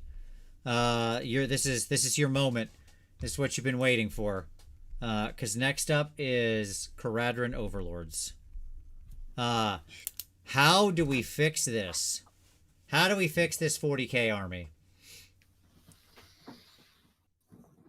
It doesn't shoots very good right now. Its only army is the pick up and redeploy trick, right? Right. And which dies to other more stronger enemy shooting. Right. Like it's not a like it. No, we haven't play covered Nurgle yet, Vincent. Go ahead. Sorry. It doesn't play fair Warhammer, in the sense that Sure. it doesn't know like it can't stand toe to toe in standard like interactions. Right. Like that is a non existing play pattern that it has. Sure. One of our other tier lists last week, Tom, was like plays fair Warhammer, kind of cheats, full cheater. Okay. Yeah. And that meant like how far off of the standard play pattern are they? Right. Right. But not how well do they do it. That wasn't the question. Okay. They could do it poorly or do it well. But the question was how, like, from a sort of conceptual point of view, how far off of the established baseline primary loop are they? Yeah, it just feels like to me, I think they would be in a much better place if points came down on bodies. Okay. Like, I mean, some people want to be full ships, right? But sure. I think that what they've demonstrated is like they need to have more meat there in order to actually have some degree of reasonable play. I don't know, like the way this army is designed is completely orthogonal to how 4th edition plays. Yes, I agree. And so it's like this army will never easily be balanced without either a redesign. Or once we get balance, it like the slightest thing will knock it back out of cahoots, whether it be points or whether it be war scroll updates or whatever. And so I think they will always be chasing the dragon with this army, truly. Because it is not an army that actually plays the game that they want, that they've made. Yeah. The answer, Stephen Powell said, Archaeo, the Tau of AOS, can't do melee but great at shooting. Yes, except they're bad at shooting. Like, originally, that they at several points in time, they have been great at shooting, like, in the history of their existence. That is not right now, though. Shooting across the board got, like, real weakened, and they really very much took that hit. So, yeah, they're, like, they're average at shooting, and they don't have any Kroot or anything. So, or Vespids, or I don't know, whatever else wacky do aliens the Tau have brought into their galactic collective. Um, I I agree. I think this is a rewrite from the ground up, right? Like I just do. So what is the answer here, Tom? Should they be like, because we've seen at points in the past when you combine really powerful shooting with like they're one of the four horsemen of the apocalypse, right? Sure. Okay.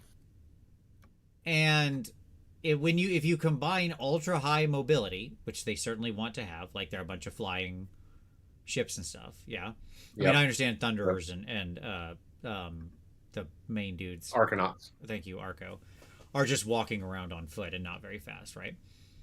But like it is otherwise like your boats, your balloon boys, you know, that kind of stuff is all floating and flying around, right? And often can take some of those foot troops with them depending on the particular construction, right? Yep. But if you combine super high mobility with super powerful shooting, you generally end up flipping to the other side of the spectrum where now it went from real bad to real problematic, right? Right. So how do we actually balance this? You give them high mobility with their ships, and by high mobility, I mean high movement, not high movement tricks. Okay. And you make them durable. Okay. So that if they get caught, they don't just explode, right? That you have to grind through them as they're shooting you, right? And I think that when they're utilizing ships, I think they should have high mobility from the ships. But I don't think that they should be able to like teleport and redeploy and all that stuff. So like if you catch up, like the ship should be like I think the gradated movement between the ironclad and the gun hauler is appropriate, like much higher on the gun hauler, much lower on the ironclad. And I think the basic design principles are this. They are heavily armored dwarves. Okay. Right. So they have the durability that one would expect from that. Okay. Okay. They also have mobility when they have their ships. Okay. Yep. And so from a design standpoint, what I would imagine is like the thing that we're envisioning of like a ship surrounded by like enemies trying to board and then like, you know, shooting off the deck, holding them off, or your thunderers, you know, your line of gunners that are just like wailing into the marauding hordes of chaos or whatever, like holding the line, you know, Space Marine like that should be the design, the or the top down, or the kind of the vision, I guess. Let me say it this way: the vision of what these armies, how they should be performing. And so, if they get caught, like it should be an attrition fight. And so I would bring their survivability up, and I would also then lower their shooting output to level the. And what I mean by that is I would lower their like range / spike output. I understand. Cahool said make them a tank shooting army instead of a hit and run army is a good idea. And I think, you know, Haywo had said something earlier. It shouldn't be a movement tricks army. You get long range or speed, but not both. I think somewhere in the middle of all of that is the right answer. Like, in my mind, I've never understood why the ships had so much tricksy movement, which has always been the problem. Turns out that, like, we didn't learn our lesson when we gave people double or off-turn shooting or off-turn fighting, and it's always the off-turn stuff that breaks the game, right? It's always these extra double dips that ends up causing the problem, right? Sure. And so I think that I don't have a problem with them being fairly mobile if they're free floating on their turn. You understand what I'm saying? Absolutely. Like on their turn, they have a lot of capability to reposition with a decent amount of movement around the board. Okay? That feels like, assume an unengaged unit, it can more or less get, you know, a good distance of movement underneath it and get to not anywhere on the board, but like I don't want it teleporting freely everywhere, but you know, it can get around. Okay? It's got a good movement, good healthy movement. Sure. And then you're right, like then you're there, you shoot, let's like the shooting should be at best average. Okay? Like it shouldn't be end the world high spike damage shooting. And then the enemy is forced to go engage, right? And tie you up there. And you kind of have to win out that attrition war. Now, I still think, like, in those cases, things like the big boats should just be able to retreat away from combat without penalty, right? Yep. Like, it's a battleship. It doesn't care that there are 20 barbarians hanging off the side of the thing, right? It can just leave, right? This is how I've always felt about stuff like that. Like it's sort of like if you're going to put in these rules that are meant to like ape some form of realism, like retreating is, I suppose, like retreating causing damage is, I think, meant to ape some kind of realism of like if you turn and run away, they get some free shots in at you or something. Right? Yeah, like it's an attack of opportunity. Right. That's what that's kind of meant to be. So fine if you want to do that, but if you're going to do that and invoke quote unquote realism, then a giant floating battleship doesn't care that it's got like 20 barbarians around the side of the thing hitting it with sticks. It just leaves. Yeah. Right? Not off turn, not in response to, not because of a redeploy and it picks up the entire army and like repositions the whole thing 20 miles away, right? Just it's the KO player's turn. The boat can just leave, right? If it wants, because it's a giant ship made of steel. Yeah. Yeah, and I think that they could play with, you know, somebody had mentioned, Robert Molshine mentioned Overwatch adding control to nearby friendlies. Maybe. Or I can imagine a world where you could say, so, you know, like the ships could have rules for like shelling objectives, right? Such that like, you know, like keep their heads down or whatever, right? Sure. Where you pinning into it. Yeah, exactly. You're reducing enemy control by that type of support. And as Haywo said, yes, as ultra capitalist pirates, they should be great at capturing things. Sure. Yeah, they are the fated. They're takers. Yeah. Yeah, I mean, like the ship should have rules. End of sentence. Yeah, indeed.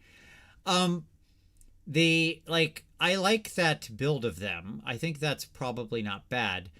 My only pushback on you on this entire concept we're exploring, Tom, right, is I think without some kind of shooting tricks that like if they shoot, they give you that, they pin you, do some penalty to you, something like that.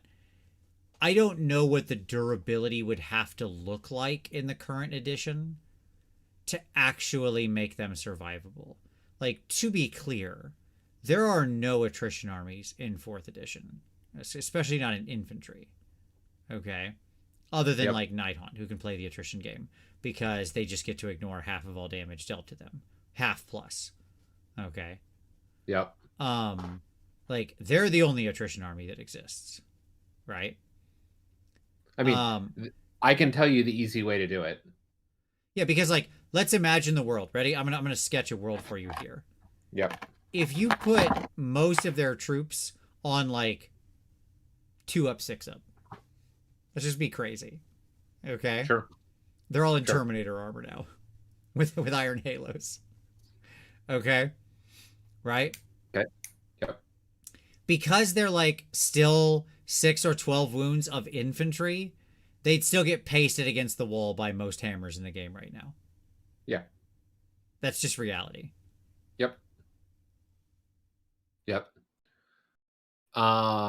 Things like and I know that this may incentivize bad play, but things like pin them down. No, you know, like they like when you're in combat with a Thunderer unit you can't pile in. Yeah, I definitely don't want to go back to the pile-in wars. I just I think you'd have to just give them pretty reasonable standard penalties.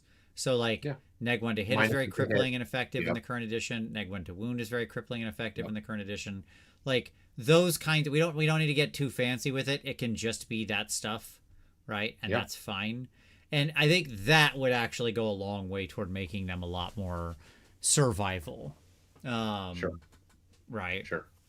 I think that there Because is a very real problem that we haven't talked about yet, sure. which is they are truly fighting an uphill battle against invocations. Oh yeah, sure. Another great point. No, I hadn't even. You're right. I hadn't even thought about that element, but sure, absolutely. Yeah, They have and wounds that just aren't on the table and can never be put back.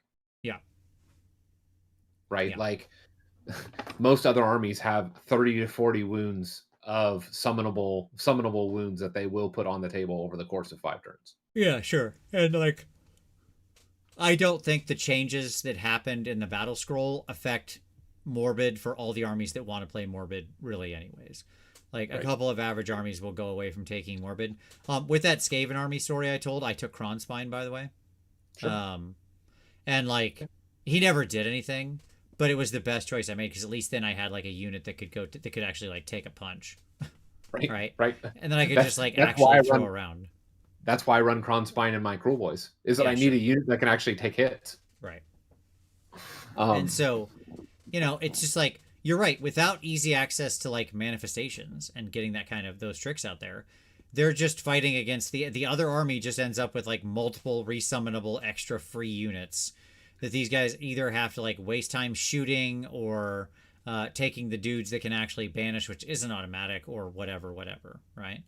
Yeah. Like there's just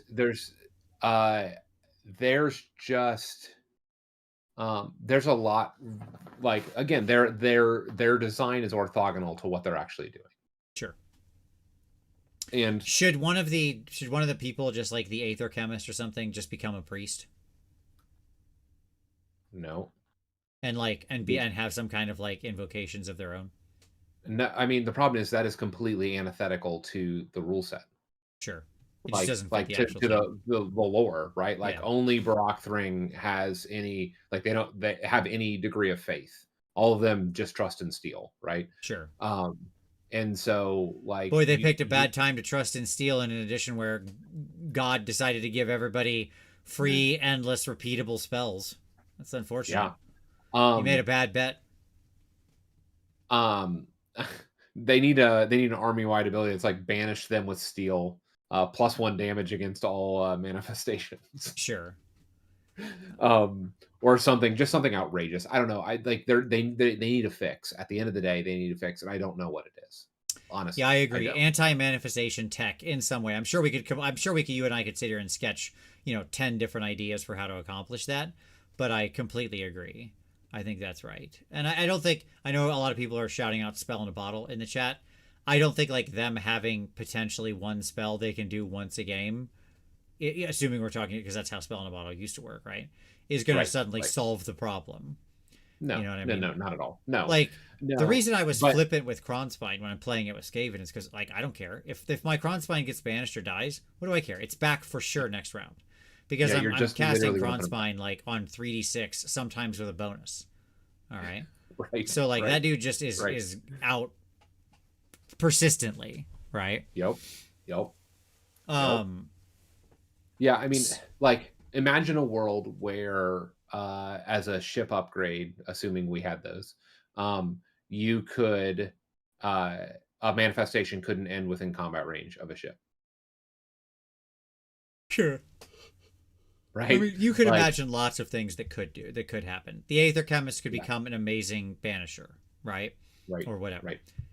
Where like they not only do they banish, but then also they get to then reset up the spell under their control at during their next phase or something, right? Like you could imagine things like this that are doable. Yep. Again, there's probably a bunch of different solutions, right? Yep. You could let them shoot spells really well. You could let them banish them really well, or for free, or give multiple units the ability to banish easily and well. Like, there's all manner of options out there. Pick one, but they got to have something. But I do think you're right on the design. The problem is without those, like I'm saying, without those, like, I shoot you in addition to doing moderate damage, also apply some kind of debuff to you. I just don't know how they survive. Because, like, they're infantry. It's a bunch of infantry and boats. Right? And, like, given nothing kills war machines really well, so that's fine. Like, the things that hunt war machines are near zero.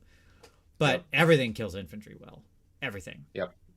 Yeah, like, I can imagine, like, some fixes that come off the top of my head would be, and I think Murgonk brings this up, like, replacing ships. Like, if you, like, a very obvious thing in an admiral, like, if you had an admiral, right, was being able to call down another ship. Sure. Like, I can imagine, like, putting ships back on the table, which would be horrifying with something like an ironclad, but right, like, that's what we're talking about. Like, you need to be able to put points back on the table. That would be one thing that I could imagine. I could also imagine a world where they G-Well says universal shoot in combat for this army, perhaps. I mean, a lot of their stuff already does have shoot in combat, to be fair. Not all, but I would push back and say, I would actually change it to say that when they activate in combat, they can opt to use their range attacks. Their shoot in combat range attacks. Okay. Yeah, so that if they're fighting and you want to engage them, you're welcome to engage them, but you better put them down, right? Sure. Which you're not going to do because they're always going to basically be on their optimum profiles. Like engaging them in melee doesn't actually change their output. Like, I think that is a really interesting option to normalize their damage output. Yeah, sure. That's interesting.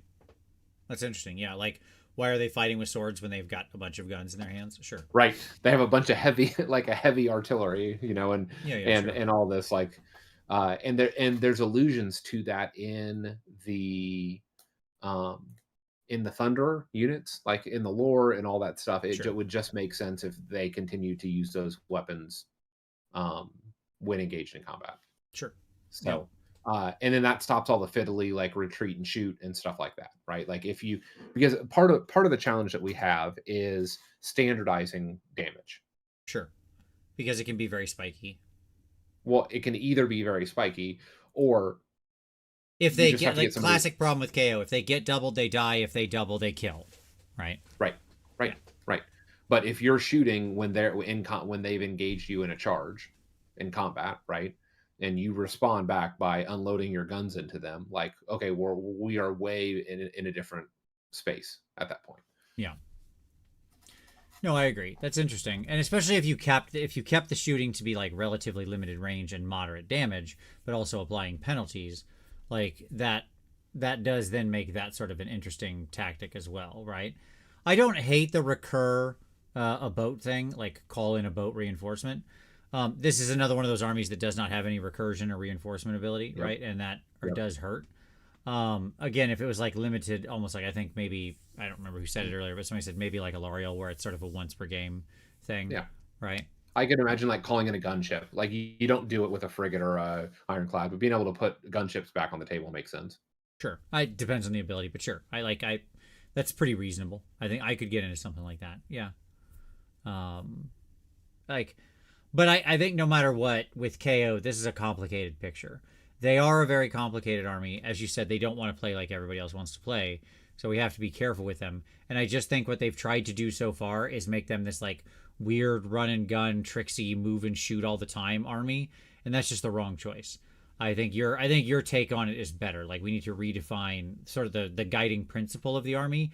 And from that, we could get to the correct rules place. Right. Because what you need to be able to do is have predictable output. Yeah. Right. And right now we can't do that because either they're untouched and unmolested and just, like, leveling all of their shooting attacks into single units, or they get caught out and they get lifted and they're grinding on 5+, 4+. Yeah. Right. And so you need to be able to standardize damage and then you can adjust survivability based on what their expected output's going to be. Yeah. Amusing Park said, not sure how this isn't Vince's army. No recursion, no magic. Because I don't generally like fantasy dwarves. Like it's always, it's just not what I'm into. Like, as Tom will tell you, I have played D&D. Power armor.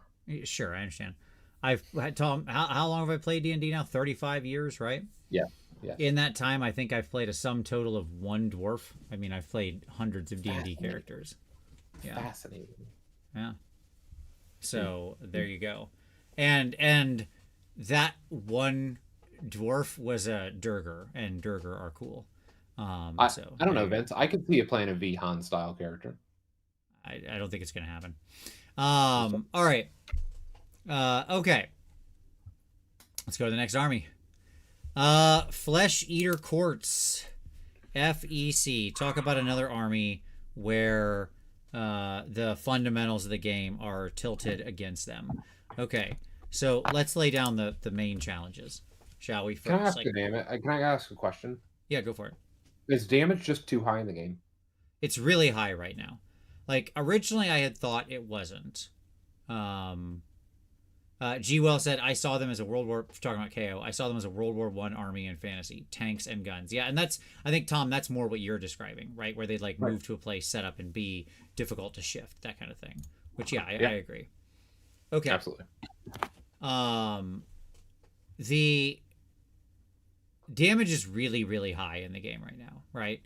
Because the armies that are good and can do and have good hammers, what they have anti-infantry, they have charge +1, they have the ability to buff their rend, like whatever, and they come and they hit you and they kill you, right? Because they get the thing, they get the good hammer into its target, and that's the end of it, right? Like, and that's the end of the unit. It is certainly, I played an all melee spam like Skaven army, okay, with like 3 units of 40 clan rats. So I had 120 clan rats on the table. All right. Which is like, that's 120 wounds right there in those 3 units. That's a lot. Right? So that's 900 points in my army. And that's 120 wounds. Right? Yep. In most editions, that would have been like pure board control win right there. Right. Yeah. I was fighting against Seraphon. And the Seraphon had like had Kroiger and Agrodon Lancers and stuff like that, right? So pure damage. Got it. So pure damage. They lifted 75 clan rats in 1 turn. That sounds about right, unfortunately. Right? When you're like 75 wounds being lifted in 1 turn, that is an insane amount of damage. Yeah. Right? Yeah. So, and also like the damage isn't equitably distributed. And I think that is an important difference. Right? What I mean is, it's not as though every unit is equally susceptible to high damage. Yep. That's why I said at the beginning, low save infantry is absolutely the worst sort of like positioned unit in the game. It's not the worst unit in the game. The worst units in the games are melee foot assassin heroes, non-hero monsters, and chariots, which is a new one. But those previous 2 have always sucked, and they seem to not be inclined to fix it at all. So we're still there. But now they're joined by their new friend, low armor save infantry blocks, right? Which are just like, most every army has a Horde Breaker spell on demand, or Horde Breaker effect. Like, roll a die for every model, 5 up, you take a mortal, right? Most every army has anti-infantry in mass.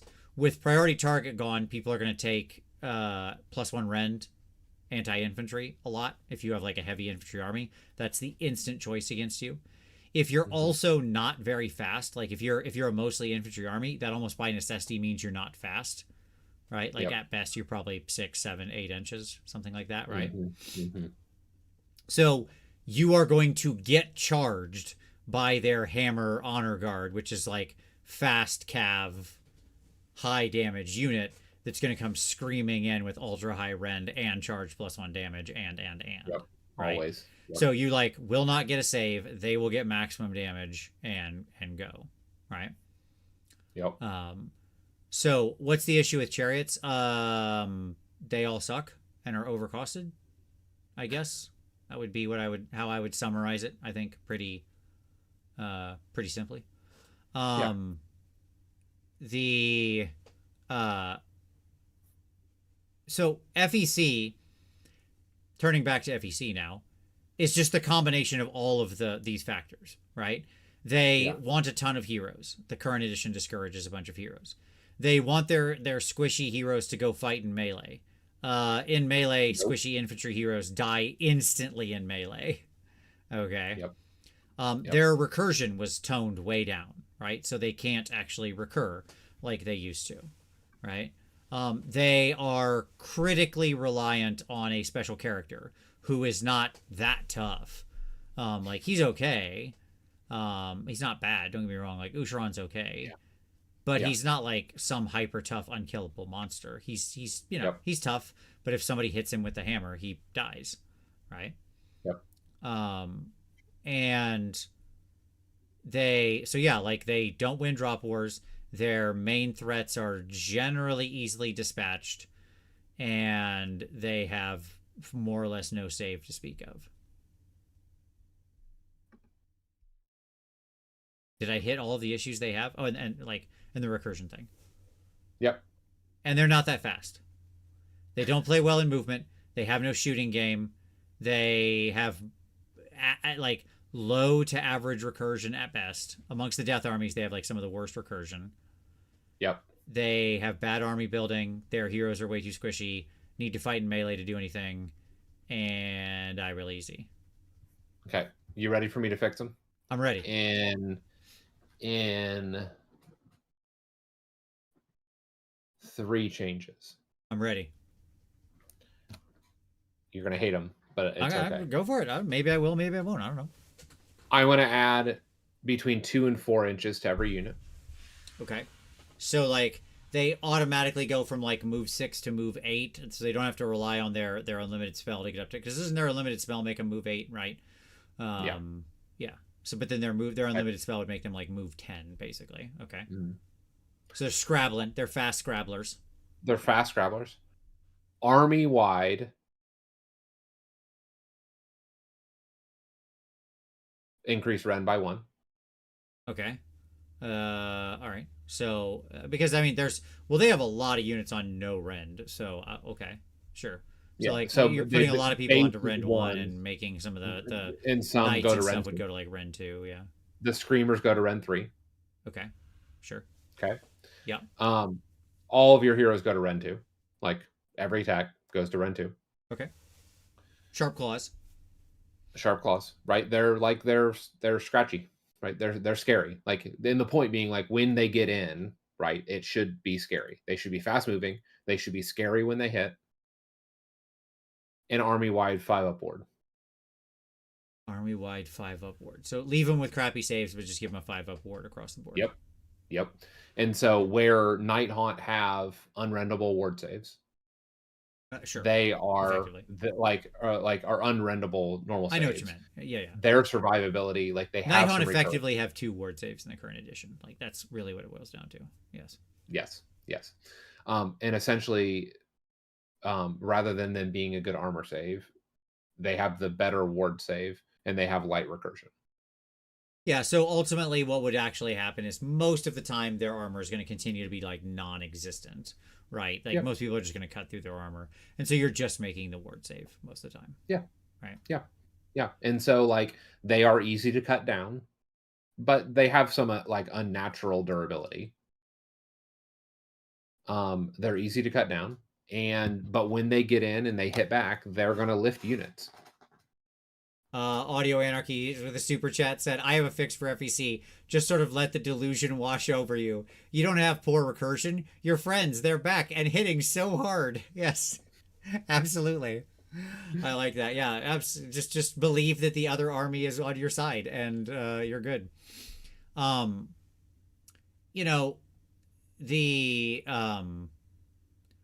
Mergonk said, I think delusion points should have tiers. Like 2 points get you a 5 up ward aura around the heroes. 3 points get you a rend increase around the heroes. Keep delusion tied to spells if you have to, or kills or something like that. it's an interesting idea. It would put them back in the world of Bubble Army, right? So it would depend on what the aura radius would be. The more egregious part of that would be that it's like their heroes would have to get in and do damage. Well, potentially. I mean, they could still, if it was just about like your abhorrence casting some spells or prayers or stuff like that, then you could still get to the 2 or 3 you need to. It's a difference between like getting to 6 and getting to 3 on a lot of those little heroes. There is a difference there, to be fair. Yeah. Like I'm okay with them having a bubble, like having a bubble tiered effect, being a bubble army. Well, they're already like they're +1 attacks, right, at 6. Sure. Like, so what you're just doing is expanding out that build out, maybe, is what I would say. I still think that there is value in maybe different. This sounds terrible, but I remember this sounds complicated, but maybe based on what it is, like a courtier or an abhorrent or even a priest or a wizard, their bubbles are doing different things. Okay. Rend boosting versus ward boosting versus whatever. I could see that. Let me ask you a question. Just like let me take this back to the narrative for a moment, okay? Yeah. Should their method of survivability, like I'm not saying any of those ideas are bad. I don't think they are. But like the whole concept of this army is they're under a grand delusion, right? And in the story, since the FEC just figured pretty heavily in the story, right? Sure. And in the story, these guys were like so dangerous. Okay. Tom, I want to let's just remind ourselves of how dangerous the FEC are construed to be in the drops world. of blood. Yes. The human knights, go and fight some FEC and kill them. But they get a little bit of their blood from killing them. Like, they get it in their eyes or in their mouth or whatever. But not bad. They're not infected. They're not sick. They're not under the delusion yet. They're just like, they're in danger of falling under the sway of the illusion. So they're held in seclusion, right? For days. They have not encountered any more FEC. They're not near the Mortarch or anything, or an abhorrent of any kind. Right? They ride into battle a week later, after like one of them gets a few drops of like ghoul blood in their system, and Abraxia chops that person in half, and in doing so gets a splatter of their blood in her mouth, and she is now full on infected by the delusion within like an hour. Sure. Okay. Sure. This is like hyper zombie virus, right? Yeah. Okay.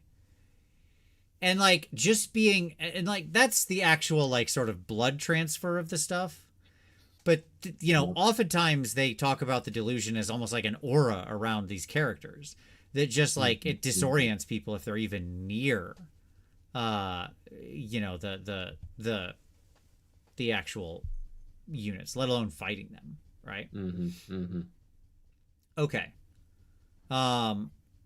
So thinking about that as the narrative, should they be instead of going for the army-wide 5-up board, which maybe that trods on like Nurgle's territory or something, right? Well, stop. That's a different Grand Alliance. There's nothing in this Grand Alliance that's functioning that way, and that's where I would push back. I'm not saying it's bad. I'm just saying maybe it is, maybe it isn't. Okay, sure. Like maybe that's a special thing for Nurgle, is that they get to have the army-wide 5-up, and that's their thing, right? Okay. Maybe it is, maybe it isn't. Okay. Should the delusion just be a bigger part of their rules? And what I mean by that is like, if you're fighting these units, because you're fighting them, and so will naturally be near them, getting their blood on you, and so on and so forth, right? Like that's kind of what would be happening if you're actually fighting them, right? You only hit on 6s because you think they're heavily armored knights, or whatever, right? Like, yeah, sure. I don't know. Like we could write 10 penalties, right? Yeah. You lose attacks, you strike last, you take penalties to hit or wound, you lose rend, right? Whatever, like a million things, right? Like we could do a ton of it, where the interesting thing that sets them apart from the other death armies, perhaps, is that they're like they have these sorts of just like Nighthaunt have to sort of charge in and target you with this kind of very specific debuffs, right? Yeah. They're where they're trying to like invoke terror in you. Yep. Whereas these guys just like being near them deludes you in some way. Which is how Nurgle's disease has historically worked. Right? Sure. Like So yeah, so maybe it's a similar kind of thing, right? It is a mental disease. That's effectively how it's described. Yeah. Right? And so, what maybe it should function kind of similarly, where you take these negatives and you're in their penalties just for being in combat and get with them. And maybe by the by, that actually gets stronger if the penalty or whatever it is doing gets stronger or gets a second layer if you have abhorrents who are at high noble deeds points around or whatever. Because again, in the story, it's construed that like the abhorrents are sort of masters of the delusion and like help snap it into place and maintain its strength. Right? Yeah. Yep.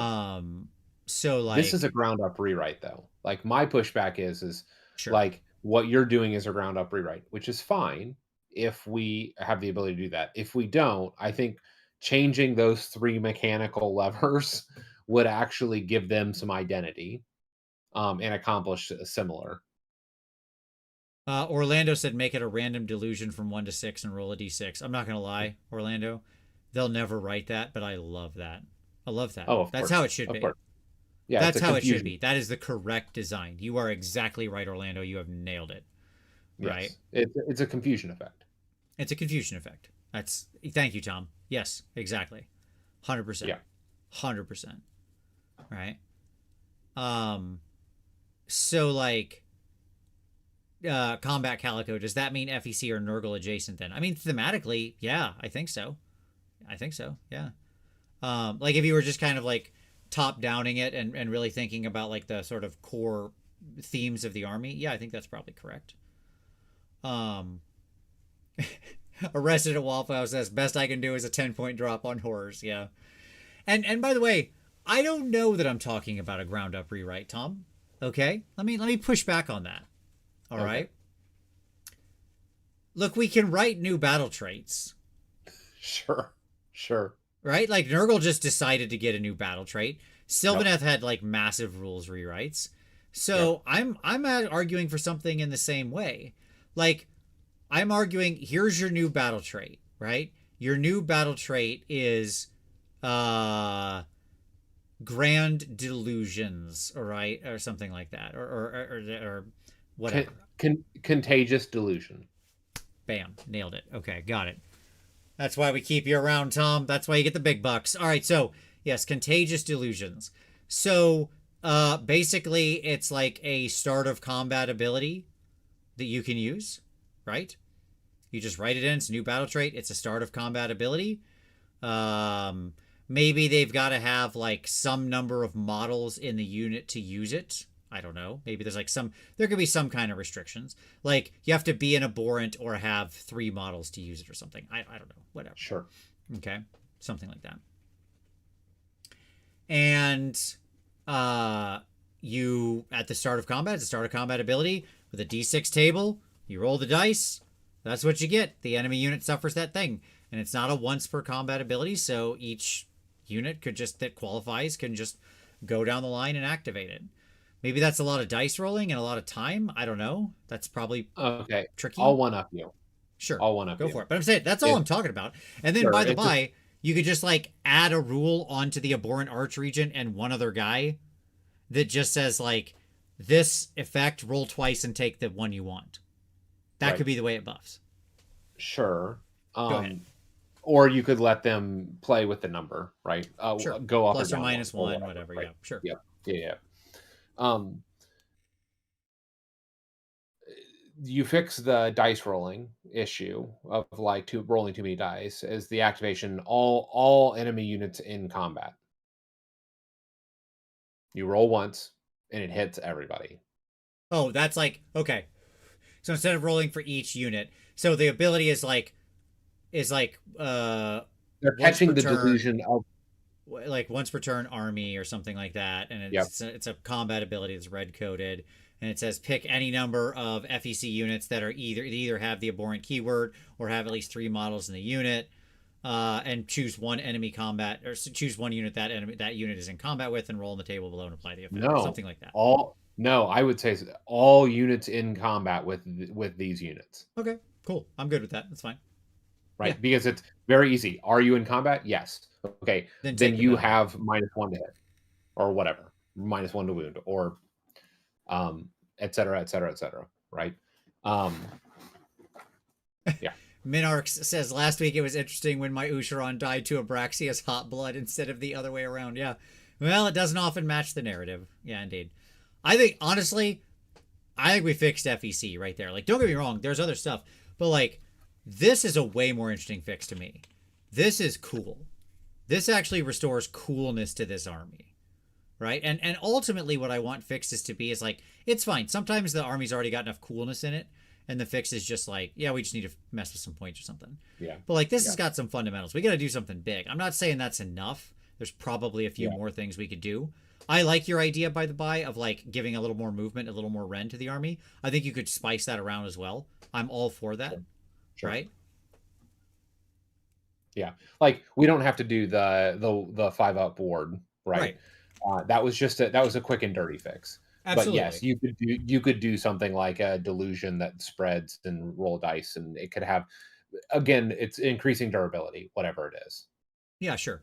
Absolutely. Yeah. Because this is what would actually allow them to survive, right? Theoretically, like, it's hopefully applying some kind of debuff that's going to mean the unit can survive. Like horrific visions, minus, like enemies are -1 to hit. Yeah. Right. -1 to hit, -1 to wound, -1 attack, strikes last, and then like takes some mortal damage. That would be a fun one. Like, that should be on there as they like rend themselves apart, right? They like turn on each other and can't tell enemy from foe, so they do some mortal damage, right? Like, all these things are fine. Like, we could, oh, cool. Yeah, -1 damage to a minimum of 1. Like, if you want to make the table have a sucky one, so they don't always get a great one, okay? Like, on a D6 table, if you want to have the 1, have it be like subtract 3 or 5 from their control score. There you go. That's the whammy. Right, if you roll that one. Like overwhelming chart or overwhelming numbers or something like that. Yeah. Oh, you can have one of them be like weapon special ability shut off. Like, if the unit has any weapon special abilities, they don't apply. That would be a great one. Yeah. Right? On the table. Yeah. That'd be really fun. Right? Yeah, oh, there you go. Like, oh, Mergonk must have said it earlier. Sorry, Mergonk, I missed it, but then Eric repeated it. Yes, I agree. Yes. Yep. I like that stuff rules. That sounds super fun. Like, now we've gotten into a I hear that, but the question is that enough to move the numbers? And the answer is, I don't know, because we have other like RNG style armies that aren't performing, because I think we'd get some movement out of it. How much, I don't know. I think if we did some stuff with like the rend and a little bit of movement, we could get to a better place overall. Yeah, I would agree with that. Yeah. Okay, cool. Good. I like that. I like when we can come up with something that's actually like legitimately fun. Like, if you and I were actually writing these books and we were sitting around doing this and this was the idea we came up with, I would be like, chisel this one into stone. It's going in the book. Yeah, print it. Yeah. Right, print it. Like, we hit it. We've got to figure out exactly what goes on that table, but this ability is happening, right? It's like, this is one of those things that when you hit it, you're like, yes, this is good, right? Yeah. Cygnus said, and the randomness might attract some destruction players over to death. Yeah, you're not wrong. Okay. You want to overlap? Skaven. Skaven is next, Tom. I can lead the charge on this one. I'm happy to do it. Okay. Make Storm Vermin great again. Sure. I mean, a lot of what I just said applies to Skaven as well, with the exception that this army does have shooting, and it is quite simply the only way I would play this army right now, probably. Right, like if I was trying to be competitive with it, right? By the way, this art rules. I just want to say that, like, this is the sauce right here, man. Put this guy on the cover. What are we doing with our lives? Anyways, okay. The Skaven are an interesting army because they are, and for the most part, and largely always have been, an all infantry army, right? That's kind of, I mean, obviously there's like war machines and stuff too, but you know what I mean when I say infantry, right? I.e., like not cav, and really they don't have monsters. Yes, I know Help Hit and this new Brood Terror guy exists, but like that's not your army. And so in the current edition, you have an army of low saves with oddly timed, like it does have some recursive ability, but it's poorly timed and hard to use. And it is low save infantry. I mentioned the 75 clan rats dying in a turn, right? That's like everything I said before applies here. If you go the strong shooting route, like, and thankfully priority target is gone on your Jezzails, which I'm not sad about. Okay. Like I think that was a good change. Sure. But that was like a major source of damage for your army, right? By the way, the Ratlings, I did get to play with them a little bit despite everything that happened. Like they did one covering fire shot, which is on like 5s to hit and 4s to wound or whatever, and I rolled like 70 shots. I killed 2 bug riders. That was pretty good on the covering fire. I did 8 damage. There was a lot of dice rolling for 8 damage, but I did 8 damage, so that's cool. It feels like a lot. The problem with the Rattling Guns, why I still continue to not like them, is they're just bad off turn, whereas something like Warp Fire Throwers is just so much better off turn. Okay, anywho, the problem with the shooting version of this army is that you I agree, audio. The dice rolling takes forever. Like, it's crazy. 6 Rattling Guns are like 18d6 just to generate the shots. Then you're rolling like on average, 60 some, whatever that boils down to, 64, 63, something like that. Rolls to hit and wound, and with crit 2 hits. And so you're like, got to pull out the misses and then add in additional ones and so on and so forth, right? It's just, it's a lot of dice rolling for what in the end amounts to like probably an average amount of damage off turn. On turn, if you go all out and they get the good buff from Warp Cog, yeah, they can do work. Are Warp Scourgers good? Yes, they are. They are very good. Absolutely. 63. Okay, that's what I thought.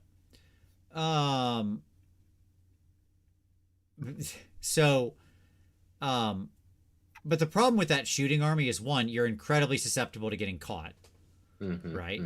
Because all of that stuff does not have shoot in combat. Okay. Right. Again, the Warp Fire Throwers do, but the Rattling Guns don't, your Jezzails don't. Like, those things aren't shooting in combat, right? And you have no board control, like no ability to actually go out there and control the board.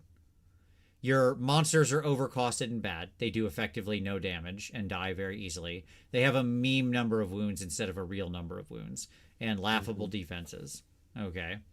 And they are all way too expensive for what they can do. Your main centerpiece war machines, the Screaming Bell and the Furnace, are both bad. I don't take any heroes that aren't tiny foot heroes with 5 wounds, because they're all terrible. And that means all your heroes are really susceptible to like splash damage type of effects and stuff like that, to getting run over by things or picked out by things that ignore guarded hero, right? And so you end up in a rough spot here. Again, it's a lot of the fundamentals. I really do think that one of the things that needs to happen with this army, my honest answer, is I think a lot of the sort of gas is there. It's just the army is too expensive for how throwaway everything is. Your stuff sucks for the most part, outside of the good shooting units, right? Yeah. And even some of those are like slightly too expensive. Okay. Like, I love Doom Wheels. They are just too expensive for what you're getting for 8 wounds. And they're not even that expensive. They're like 140 points, but that's way too much for, that could be 20 clan rats. And 20 clan rats is going to do way more for you over the course of a game. That math doesn't math. Okay. Yep. You know, I mean, we don't even need to talk about the Hell Pit and the Brood Terror. They're both obvious trash at their current points. Like those things were pointed by madmen. I don't know what sort of like strange ayahuasca journey the person who was arranging the points for those two units was on. But they need to disconnect from the universe and come back down to reality, because those things aren't even like, that's not even in the realm of the reasonable. But like your melee stuff is horrendously overcosted. Like there's probably no good points for Storm Vermin. They need to be rewritten from the ground up to actually be a Porcupine if they're going to be that. Either that or get like way cheaper, like 40 points cheaper per 10. Okay. Like massively cheaper. Because they're just fodder. Everything in this army is just fodder. I wouldn't touch the shooting units so aggressively, but like Rat Ogre's overcosted. You know what I'm saying? Like many of your heroes overcosted. Do you think that a lot of it can be just solved with points to make things more valuable? I do. I really do. And like that's unfortunate, because what it means is that Skaven becomes this like massive investment army, right? Mm-hmm. Where you have to have just tons and tons of bodies on the table often, right? Yeah. But if you drop if you either rewrite the scrolls, let me say this.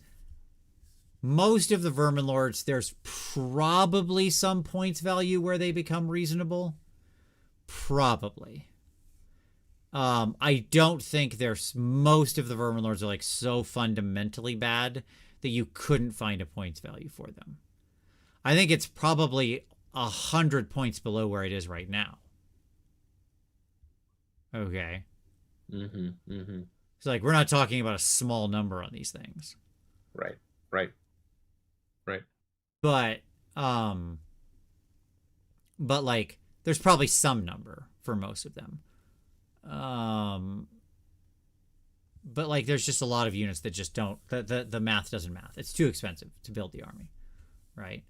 And by the way, like I said, this isn't like the good shooting stuff. Like Warbolt Scourgers are too expensive at 190. That is Looney Tunes time for 6 wounds on a 6-up save.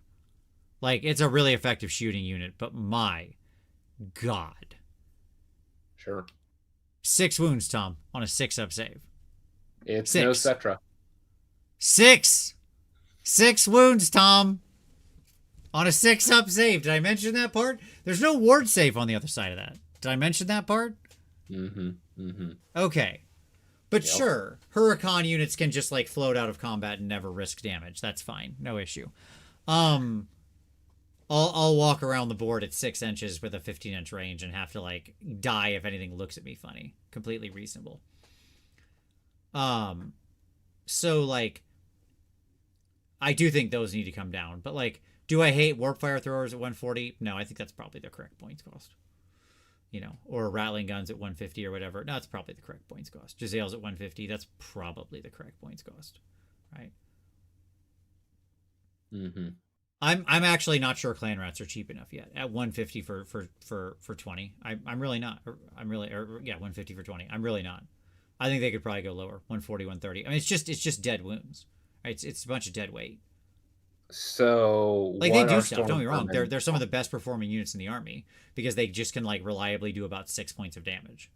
But other than that, they're just a pile of wounds. 140 for 10. I'm saying what are they worth on their current profile? If even 100 for 10, I'd say that's a stretch, but like that's where I'd start. Would you pay 200 for 20? I'd at least test it. Yeah, sure. I'm saying, and basically have the profile of Ardboys. Well, you don't have the 3-up save, which is material, right? Right. But yeah, I mean, if you were paying 200 for 20, you'd then be at the same. What are Ardboys? 180 for 10? Is that right off the top of my head? Yeah. Right? Yep. Okay. Yep. 20 wounds on the That's 20 wounds. 4s and 3s. -1. Right. -1, 1. Yeah. Mm-hmm. And so if we brought them down to 100, then they'd still be 20 points more than our boys with a 1 point worse save, right? And But double the attacks. one more attack. They have 3. Our boys have 2. Okay, but there's 20 models, not 10. Oh yeah, but there's 20 models. Yeah, you're right. So yeah, so like, but a sizable attack profile difference there because you're talking about 60 attacks coming out of the unit as opposed to 20. Yeah. Right. So triple the number. So of triple attacks. the attacks. Yeah, there you go. Yeah. For 20 more. Yeah, that's probably interesting. Probably. Like I legitimately don't know if it's good enough because they still die to a like stiff noodle. To, like, of course. Like no, but, like they can't take a hit, but they would be like a countercharge unit if you sure. could get them in a position to do that. Yeah, yeah. Right. And like with Verminous, with the extra rend, and like in the build, you can get up to the -3 rend 60 attacks. Like that would be a nice counterpunch unit. Sure. There's probably something there. I think you're closer. Let me say that. Like, again, if you're not gonna have any special rules, if you're not gonna be that, if we're just not tricksy, which is weird, I guess, in a Skaven army, it's not a very tricksy army. It's just not, right? If that's gonna be what we're doing here, then like if this army is we have endless waves of cheap Garbo bodies that can just like do something if you don't stop them, then yeah, that's probably fine. The other option would be you drop them to like 120 and you give them the ward save as well. Like you make the bodyguard ward save reflective. Right? Which would also be interesting. Sure. Like at least then there's like some hope they survive, right? I still think ultimately 10 like units of 10 on 10 wounds are like bad if they're basically more than 110 or 120 points. Okay, because they just drop dead way too easily in the current world. Like it's just way too easy for those things just get caught, attacked, dead. If they had the ability to like shut off special attacks, I think that there might be more gas. You could turn them into a porcupine, right? Like that's fine. Yeah. But like there's a decent number of like you could do a lot with points, but there's a decent number of scroll fixes here. As well. The Screaming Bell, as I said, is just an abomination. I don't know what we're doing with that thing. Like, what is this? Yeah. It needs to be probably 100 points cheaper. It needs a rewrite. I really hate it. Don't worry, Alias. Yes, we are going to get there. We will 100% be talking about that army. Yeah, I think some combination of all that. I'd be willing to start with the points, ultimately.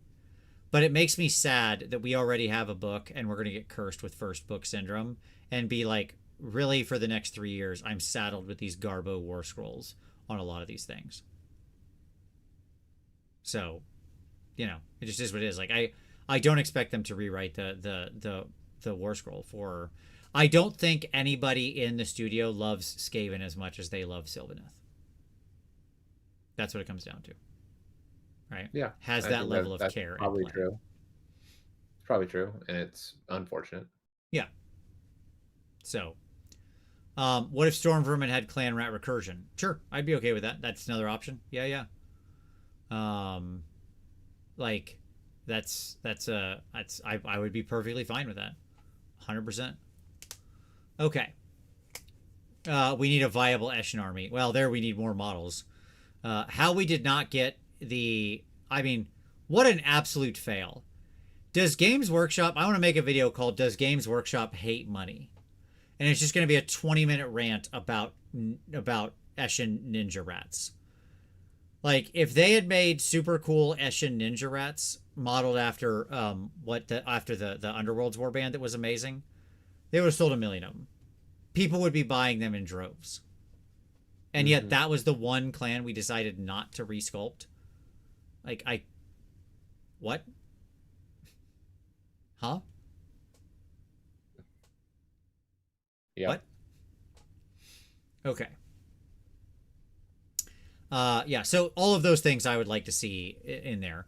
Yeah, and then hopefully with stuff like the monsters or whatever, we could just fundamentally change how they go.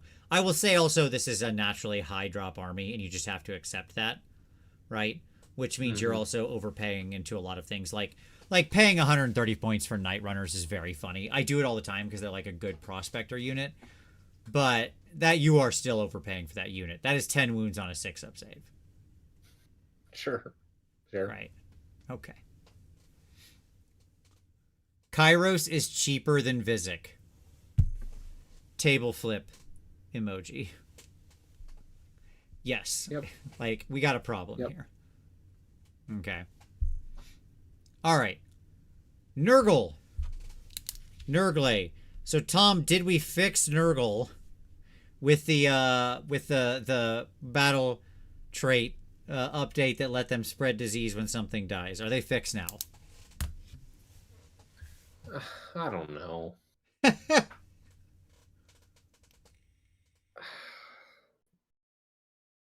I just haven't been able to wrap my head around how to fix Nurgle, to be honest.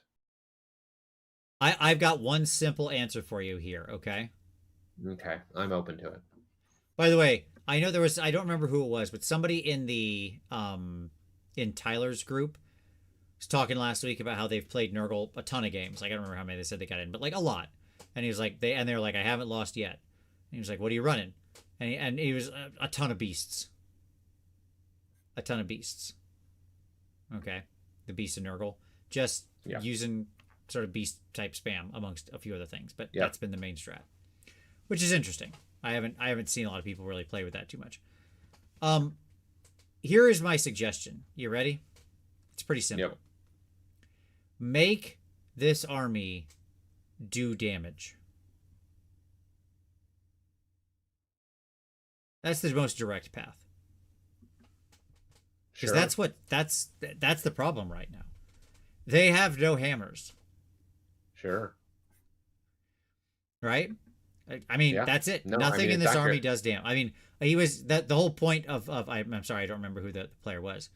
But like, you know, their point was like the Beast of Nurgle do enough consistent, repeatable damage and clog up the board and come back and stop everything up, right? And that's like the unit. Like outside of that, and that's not really a hammer. That's sort of, you know, just good stalling and board control. There is no damage in this army. And if it's going to be an army that doesn't do damage, then we have to, like, if that's going to be the thing and they win through this slow grind, then we got to find something else to do here. Yeah. And their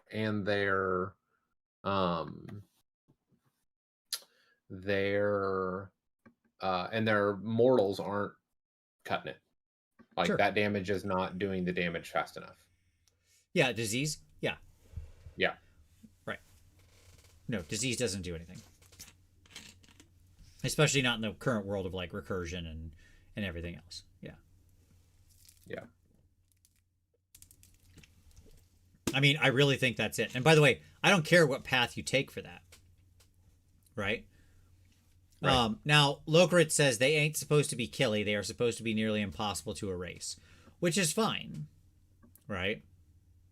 Yeah. And that's fine. Like I said, I'm okay if we don't, like, if you feel I'm betraying kind of the aspect of what Nurgle should be by making them do more damage, which I would mainly suggest through, like, I don't know, Rend or some more crit auto wound / crit mortal / giving some people who deserve it 2 damage attacks or something.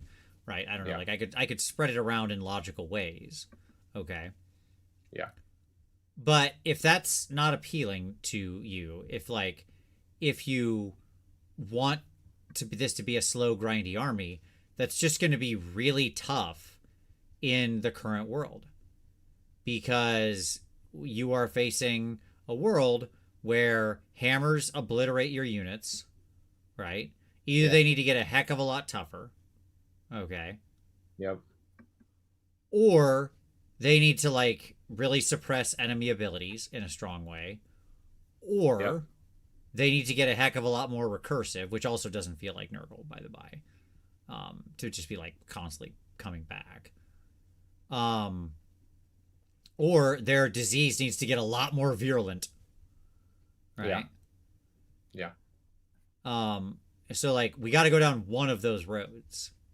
Correct. Because as it is now, they get lifted too easily, disease doesn't kill fast enough, and they don't do damage. That's a bad combination. The game itself, right now, it's fundamentally not an attrition game. Right. Right. Like, it doesn't... The game does not want to go 5 turns. No. Okay. No. Like it was telling to me when they laid out their milestones, like their outline for milestones, like how quickly those end final turns are supposed to go. Right. Because they're like, oh, you can talk through this because all of your time was spent on the first like 2 turns. Oh god, we could just make a whole show out of that insane milestone thing. Like, if that's what you just use a clock. I don't even like clocks, but I would just use a clock rather than that nonsense. Anyways, the but like that's a different subject. You know, I think that there's probably lots of little tweaks you could do. A lot of people have said give Plague Bearers, move Plague Bearers to a 5-up save. That's fine. I have no issue with that. I don't know that that's enough all by itself, but I'm okay with it. That's fine. Yes, inappropriate. The but I could see kind of a mix of this stuff, right? Yeah. And that being kind of a reasonable choice. Locrits, I feel your pain. He said, my board-wide 3+ save Ironjawz got tabled at the top of turn 2 against IDK. I feel your pain, Locrits. I really do, believe me. Yup. Yeah, so running a league for AOS, and there has been one game that went to all 5 turns over 60 games. Yeah, sure.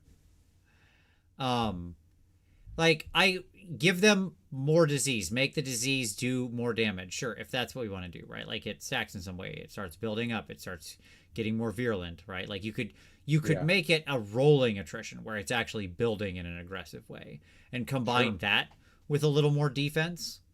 And that could be the more damage you do, right? The damage isn't through, like, their rend or their attacks. It's through just, like, the disease getting more and more and more virulent, right? Yep. Diseasing objectives, just like if they stand on it, they take damage. You could diseasing terrain. If they're near it, they take damage. Making the disease stack in some way. Making it so when you're under the effect of the disease, you can't recur models. Like, you cannot restore models into the unit. Right? Yeah. That kind of stuff. I can see lots of different ways we could go with this. That you could kind of figure out what are the right pieces to stack up that get you there.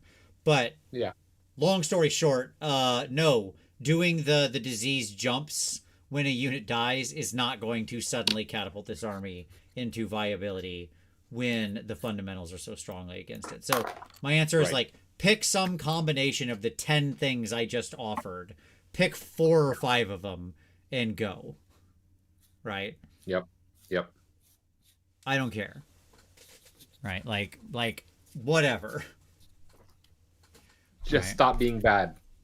Yeah, just like you could literally just grab bag 4 of those things, and we'd at least have a path. Right? Okay. Yep. All right. Let's see. Locrits, those would be, I mean, you're not wrong. That would be a better profile by far. Like, I don't know that I'd hate that. But you said Plague Bearers, 5s to hit, 4s to wound, 4+ save, 5 upward, and 3 wounds. That'd make them real tough. I'm not sure what the points value is on that, but I don't hate it. It's a 30 wound unit. Reinforced, it would go to 60, which is scary. Nope. Your audio messed up. He has to change his headphones. We're good. Okay. Yeah, so like and 60 wounds in a unit really scares me, to be honest, Locrits. Like, that's so high. Like, right now we're effectively capped at 40 in a unit, 48 for gluttons. So going to 60 feels really scary, but especially on that kind of a profile. But like, there's probably somewhere in there that's kind of interesting. All right, Tom, we've arrived. We've arrived at the boys. The Ironjawz. You and I both have a fair amount of experience with this army. Ironjawz. What does this army do? What do you do here? Besides, look at this art. It's amazing. This art is awesome. You are hopeful to kill things. Yes. This is a... Let me see if I can summarize Ironjawz now. It is an army with decent saves, very slow movement, and average damage, and no tricks, and no recursion. It's bad Stormcast. Yeah. Right. Yes. Very right? bad Stormcast. Like that's essentially what we're talking about here. Yeah. Right? I mean, have I summarized properly, right? That's it, right? No tricks, no recursion, average damage, slow movement. They play in basically one phase of the game, combat, and they're average in that phase at best. Yep. Okay.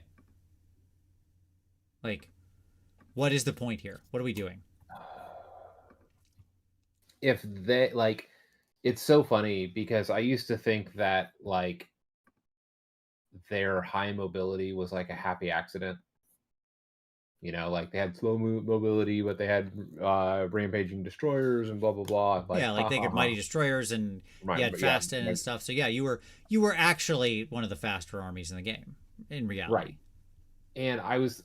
It's funny because I was dismissive of it then, right? As like, oh, like it's not the end of the world, but actually it was the entire ball game for them. Yeah, 100%. And like I know. Listen, people, when we did the NPE survey some time ago, I know there was a cohort of you that got real sad when the mega boss on Maw Crusher would go 36 inches across the table, or the pigs would come screaming into you, you know, when you got scootered. I know there was a group of you who were very sad by Alpha Strikes, okay? I understand, and I'm sorry. I'm sorry that you Mackle no more this army, because apparently, you know, either you didn't have chaff in your army or you didn't want to use chaff in your army or whatever. And because of that, now they took away all the fun, fast moving this army. Everything's even slower than it was before. Yep. And we lost all our movement tricks. And now the boys are sad. You've made the boys sad, people who complain. Now it's just bad. Yes. This is a bad army. And I've tried so hard. And I feel bad that my son's playing it. Like that's what he's taking it to the event is Ironjawz. And we're gonna make the best of it. Sure. But oh, by the way, we have the new you can wah in multiple turns. Sure. The game I played with Ironjawz, because of what happened, I made one charge roll. It was with Gordrak. The only unit that didn't get caught out and killed, right? Yep. And he was the only hero I had left. He called the wall. Yay! Yeah, that was great, and he was under the effect of it. Go ahead. Okay. Yeah. I just don't know how to deal with it. Okay, I have a very simple answer. You ready? Okay. Yeah, sure. This is actually easy. This is the easiest army to fix. Okay? Okay. Which is, can we stop messing around and give us back some kind of good movement options and give us back damage? Like, this should be the combat monster army. Yep. That's it. No tricks, no filler, all killer. Okay? This army should be like Rend 2, Damage 2, 3d6 charging across the board. All the time, period. Yep. That's it. Okay?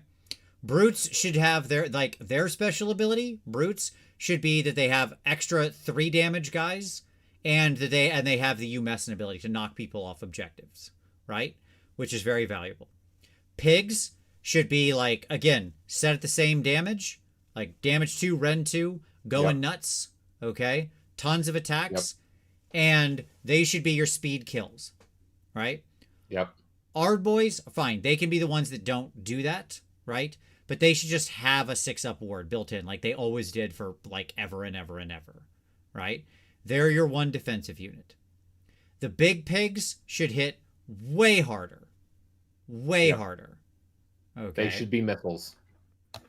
Yes. Just porcine missiles. Okay. Yep. And they should have, by the way, give me back like Mighty Destroyers, but just make it like a 6-inch move or for 1 unit, or I get to move my move or whatever. I'd rather it just be like a flat 6 inches, but you can't move into combat with it. No move. Get rid of this move into combat crap. Okay. Yep. So it's not like tricky Mighty Destroyers Garbo. It's just movement to get you positioned. Okay. Do it in both turns, because you're them boys, but you can't do it you can't do it if you're in combat, and you can't do it into combat. It's just a positioning tool. Nothing more, nothing less with your melee army. Right? You're not bringing a shooting unit into combat like you are with 3 claw steps ahead. Right? Yep. And it's just an army. The question it asks is simple. Can you get punched in the face real hard and stay standing? They would still lose outright to like Nighthaunt, who would just take all of that rend and be like, what are you doing? What are you doing, stupid? Yeah. Okay. Yeah. But then at least it would feel fun to play. Okay.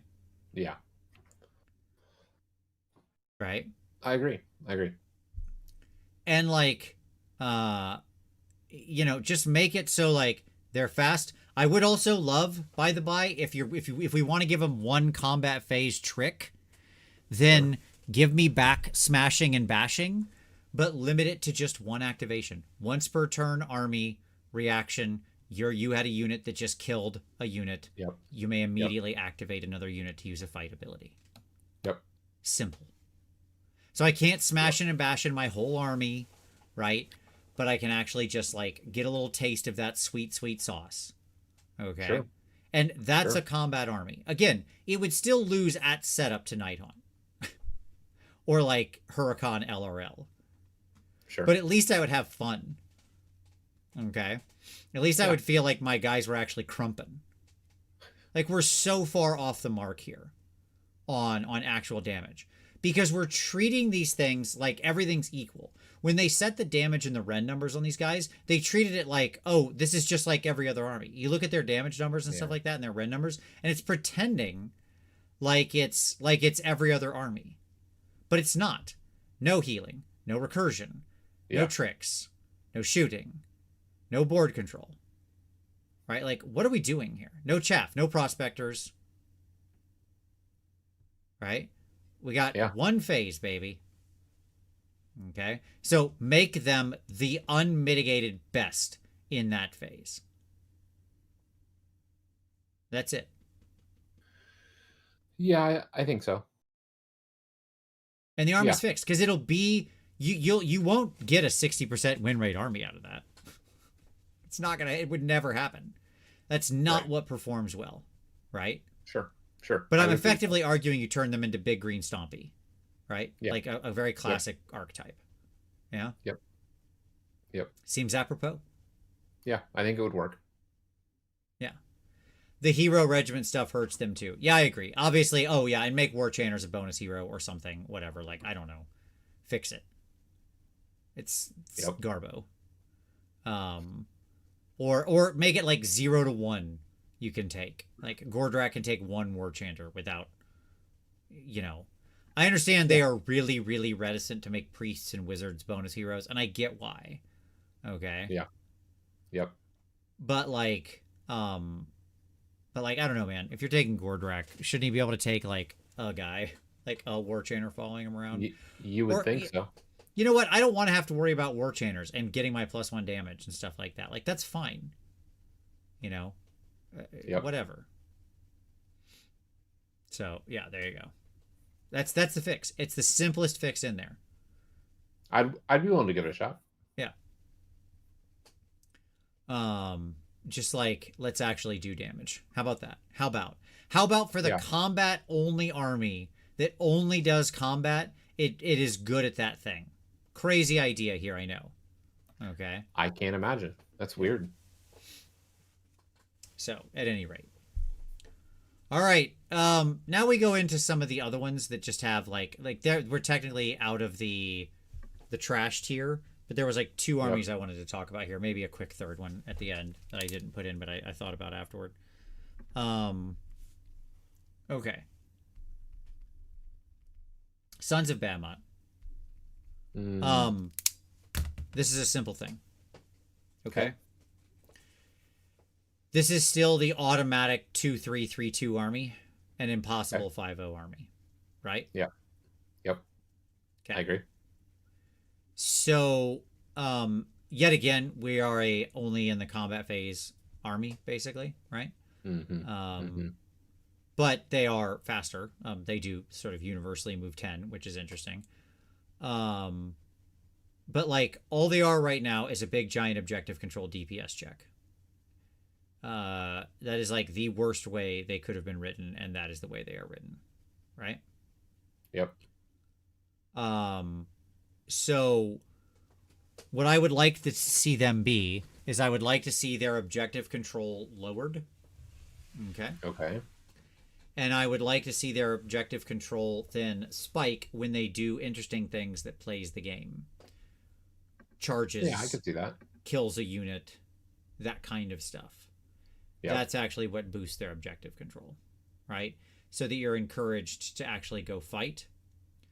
In a perfect world, I think I would slightly lower their wounds and make it so on average you take 5 of them, not 4 of them. You know what I'm saying? Like I would make that equate out to the same number of total wounds in the army. Whatever. I think that's probably my perfect world. Because the problem is also just having like 4 units is really hard to just actually play the game, to like do battle tactics and or hold objectives on 6 and 8 objective maps. Sure. Giving them 1 extra unit can be meaningful, right? So like again, there's more different fundamental challenges for them, but make them fight, make them do damage. Like their damage should be, it's swingy, it got higher. We made 1 proper fix. I think we could move it back up a little more. They're not a damaging army, right? No. Like give me a break. Agreed. A unit of 10 Dawn Riders puts any Mega Gargant to shame at way less points for the damage it does. Or right? Like I could keep going. Okay. Yep. So like we don't really, these guys aren't actually very good DPS. They're like pretty average at best, right? Sure. And they're bad. They're straight bad damage if you calc in their points, right? If you're not just like looking at the raw number, right? Yep. Agreed. Gareth Thomas, if you kill every enemy model that is contesting an objective, you have a control score of 100 on that objective. A bit of hyperbole, but yes, that's the kind of thing I'm talking about, right? Like make their control score like, I don't know, 5 or 10, like whatever normal, like monster or ogre monster control score, whatever, just like good but not exceptional. But then if they charge or if they destroy a unit, their objective control moves up to 20 until the start of their next turn or something like that. Like boost it that way. Sure. So that way you're encouraged to go play the game and then actually give them some damage and stuff like that. And I think and like I said, in a perfect world, you make it so you have 5 in an army, not 4. That way that way you can actually cover objectives kind of in the game. There you go. The Lokrit said move, destroy terrain and objectives, or mess with enemies move. Yeah, I mean they really are anti. The problem is letting you destroy objectives would just like it gets really weird if the scenario is not designed for that. You have to kind of like, you have to really like bank that into the scenario that it's going to have objectives removed. Otherwise, like scoring can get really weird, really fast. Like it screws with a lot of things you don't want to touch. It can end up being sort of a third rail, right? So like I get the instincts to like, yeah, smash everything, but like objectives are ephemeral things anyways, right? So I'm fine with them not, I honestly don't love the one giant kicking the objective around. That itself already causes problems in FAQs and confusion, right? Yeah. But like blowing up terrain is really tough because in a tournament, like if you destroy the terrain, you're not going to actually take a TO's terrain off the board. There's nowhere to put it. You're going to end up gonna get set on the ground and then kicked, and then now you've destroyed the TO's terrain. Like there's just material problems with it. So like that is the cool answer. But oh yeah, here's another thing. These guys should just be able to leave combat anytime they want. That's give them that rule too, by the by. They don't care that they're in combat with you. Maybe say if they're not in combat with a monster. Sure, there you go. If they're in combat with a monster, they can't just walk away. But otherwise, they can just walk away. Like, what are all these little dork skeletons doing to this dude? Nothing. If King Broad wants to turn around and walk away, he does. And he can go fight those Blood Knights over there. Sure. Right? It makes no difference to King Broad if he's standing here fighting these skeletons versus walking over there and fighting those things. When my dogs are surrounding me, I'm not like, I can't like not get away from them. I can just step over them and leave. I am much bigger than them. Okay. Ben Staffordson, I bring a miniature hammer to events, so if I destroy terrain, I truly destroy terrain. Can't work out why TOs ask me not to come back. That's a question. Just sensitive TOs, Who knows? These people. Okay. So yeah, there you go. Cool. There we go. That's a simple fix for SOB.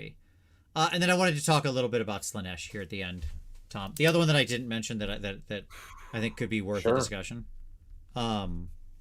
just very quickly, is Ogres, because that also has a big problem with it. Like, I think Ogres is about to rocket down in the stats, but so I forgot to put in a slide for them, but we'll get there. Slaanesh needs, like, I just want to talk about Slaanesh for a minute because it's doing okay in the stats. It really is. Yep. But it's doing okay by largely leaning on like shooting spam kind of nonsense, which is dumb. There's just so many units in this book that are a complete whiff. The depravity is still silly. Like even in its current incarnation, it's just silly. Here's a really wild idea. What if we just like wrote battle traits for this army that just like did something? What that would be? I don't know what that would do. Okay. Sure. Like, why do I need to be the one army out of 24 that gives my enemy a bonus? Like, because temptation, I guess. Like, yeah, there's lots of ways to portray that isn't just giving my opponents an outright buff. Okay. Yeah. Yeah.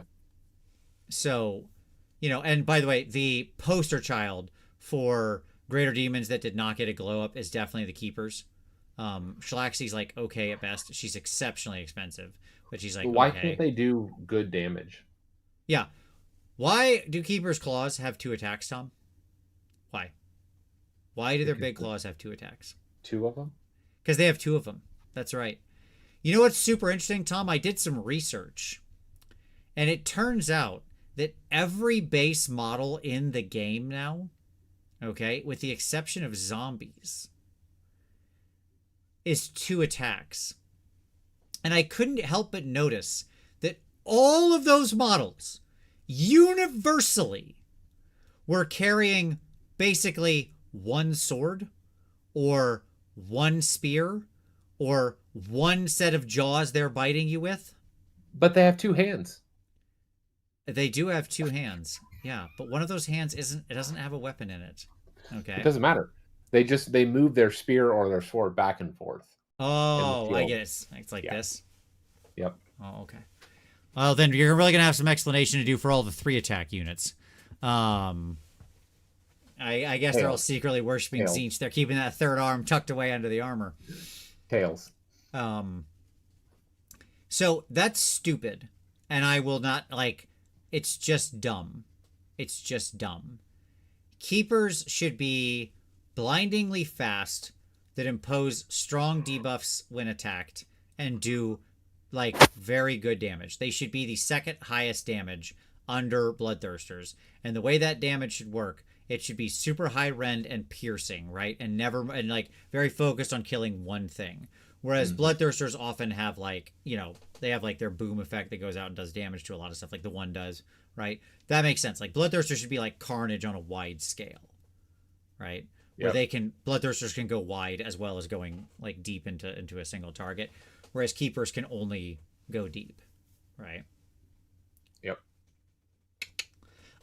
So at any rate, also when I mentioned chariots are bad, there is truly no greater example of a terrible unit than every Slaanesh chariot.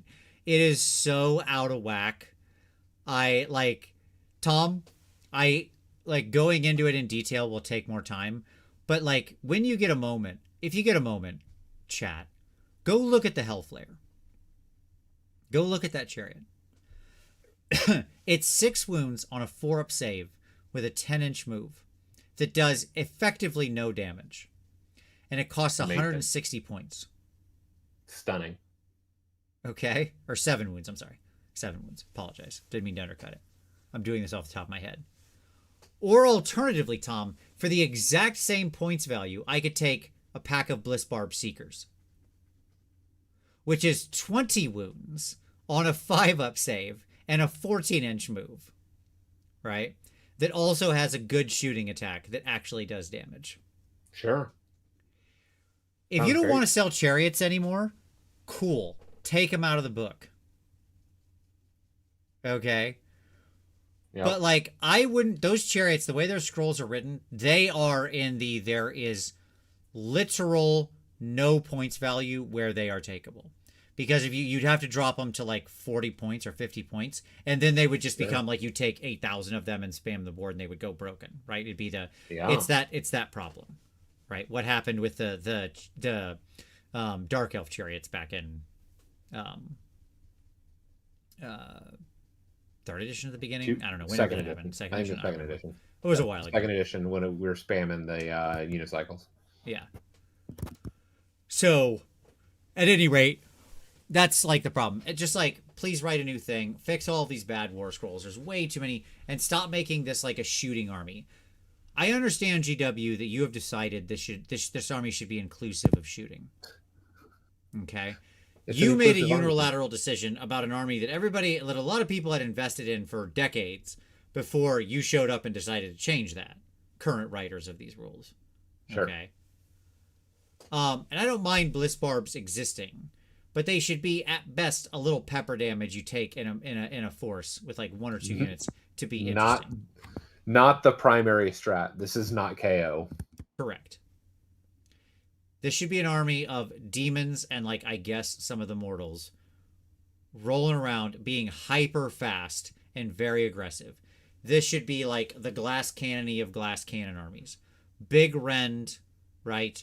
Lots of run and charge, lots of high speed, dies on the crackback, completely relying on getting good trades off, right? Like, it'll be responsive to the player who knows how to make the smart trade. So there you go. I can do that. My last one that I'll just mention very quickly, we can just wrap up with this. Ogres, please rewrite all BCR scrolls and half of the regular scrolls. Invest any amount of love into that book. Why? Give ogres, let's call it like 50% of the love you gave Sylvaneth, and we'll be in a good place. But let's start by just like catapulting all of the BCR scrolls off the roof. Yeet them into the sun. You messed up. You done messed up, AA Ron. Okay, and let's try again. Eric Doty, Slaanesh also match unit rolls to their actual models. Yeah, absolutely. Make the guys with the shields the anvil. Make the guys with the with multiple pointy stabby things the hammer. Yes. There you go. So, absolutely. All right, cool.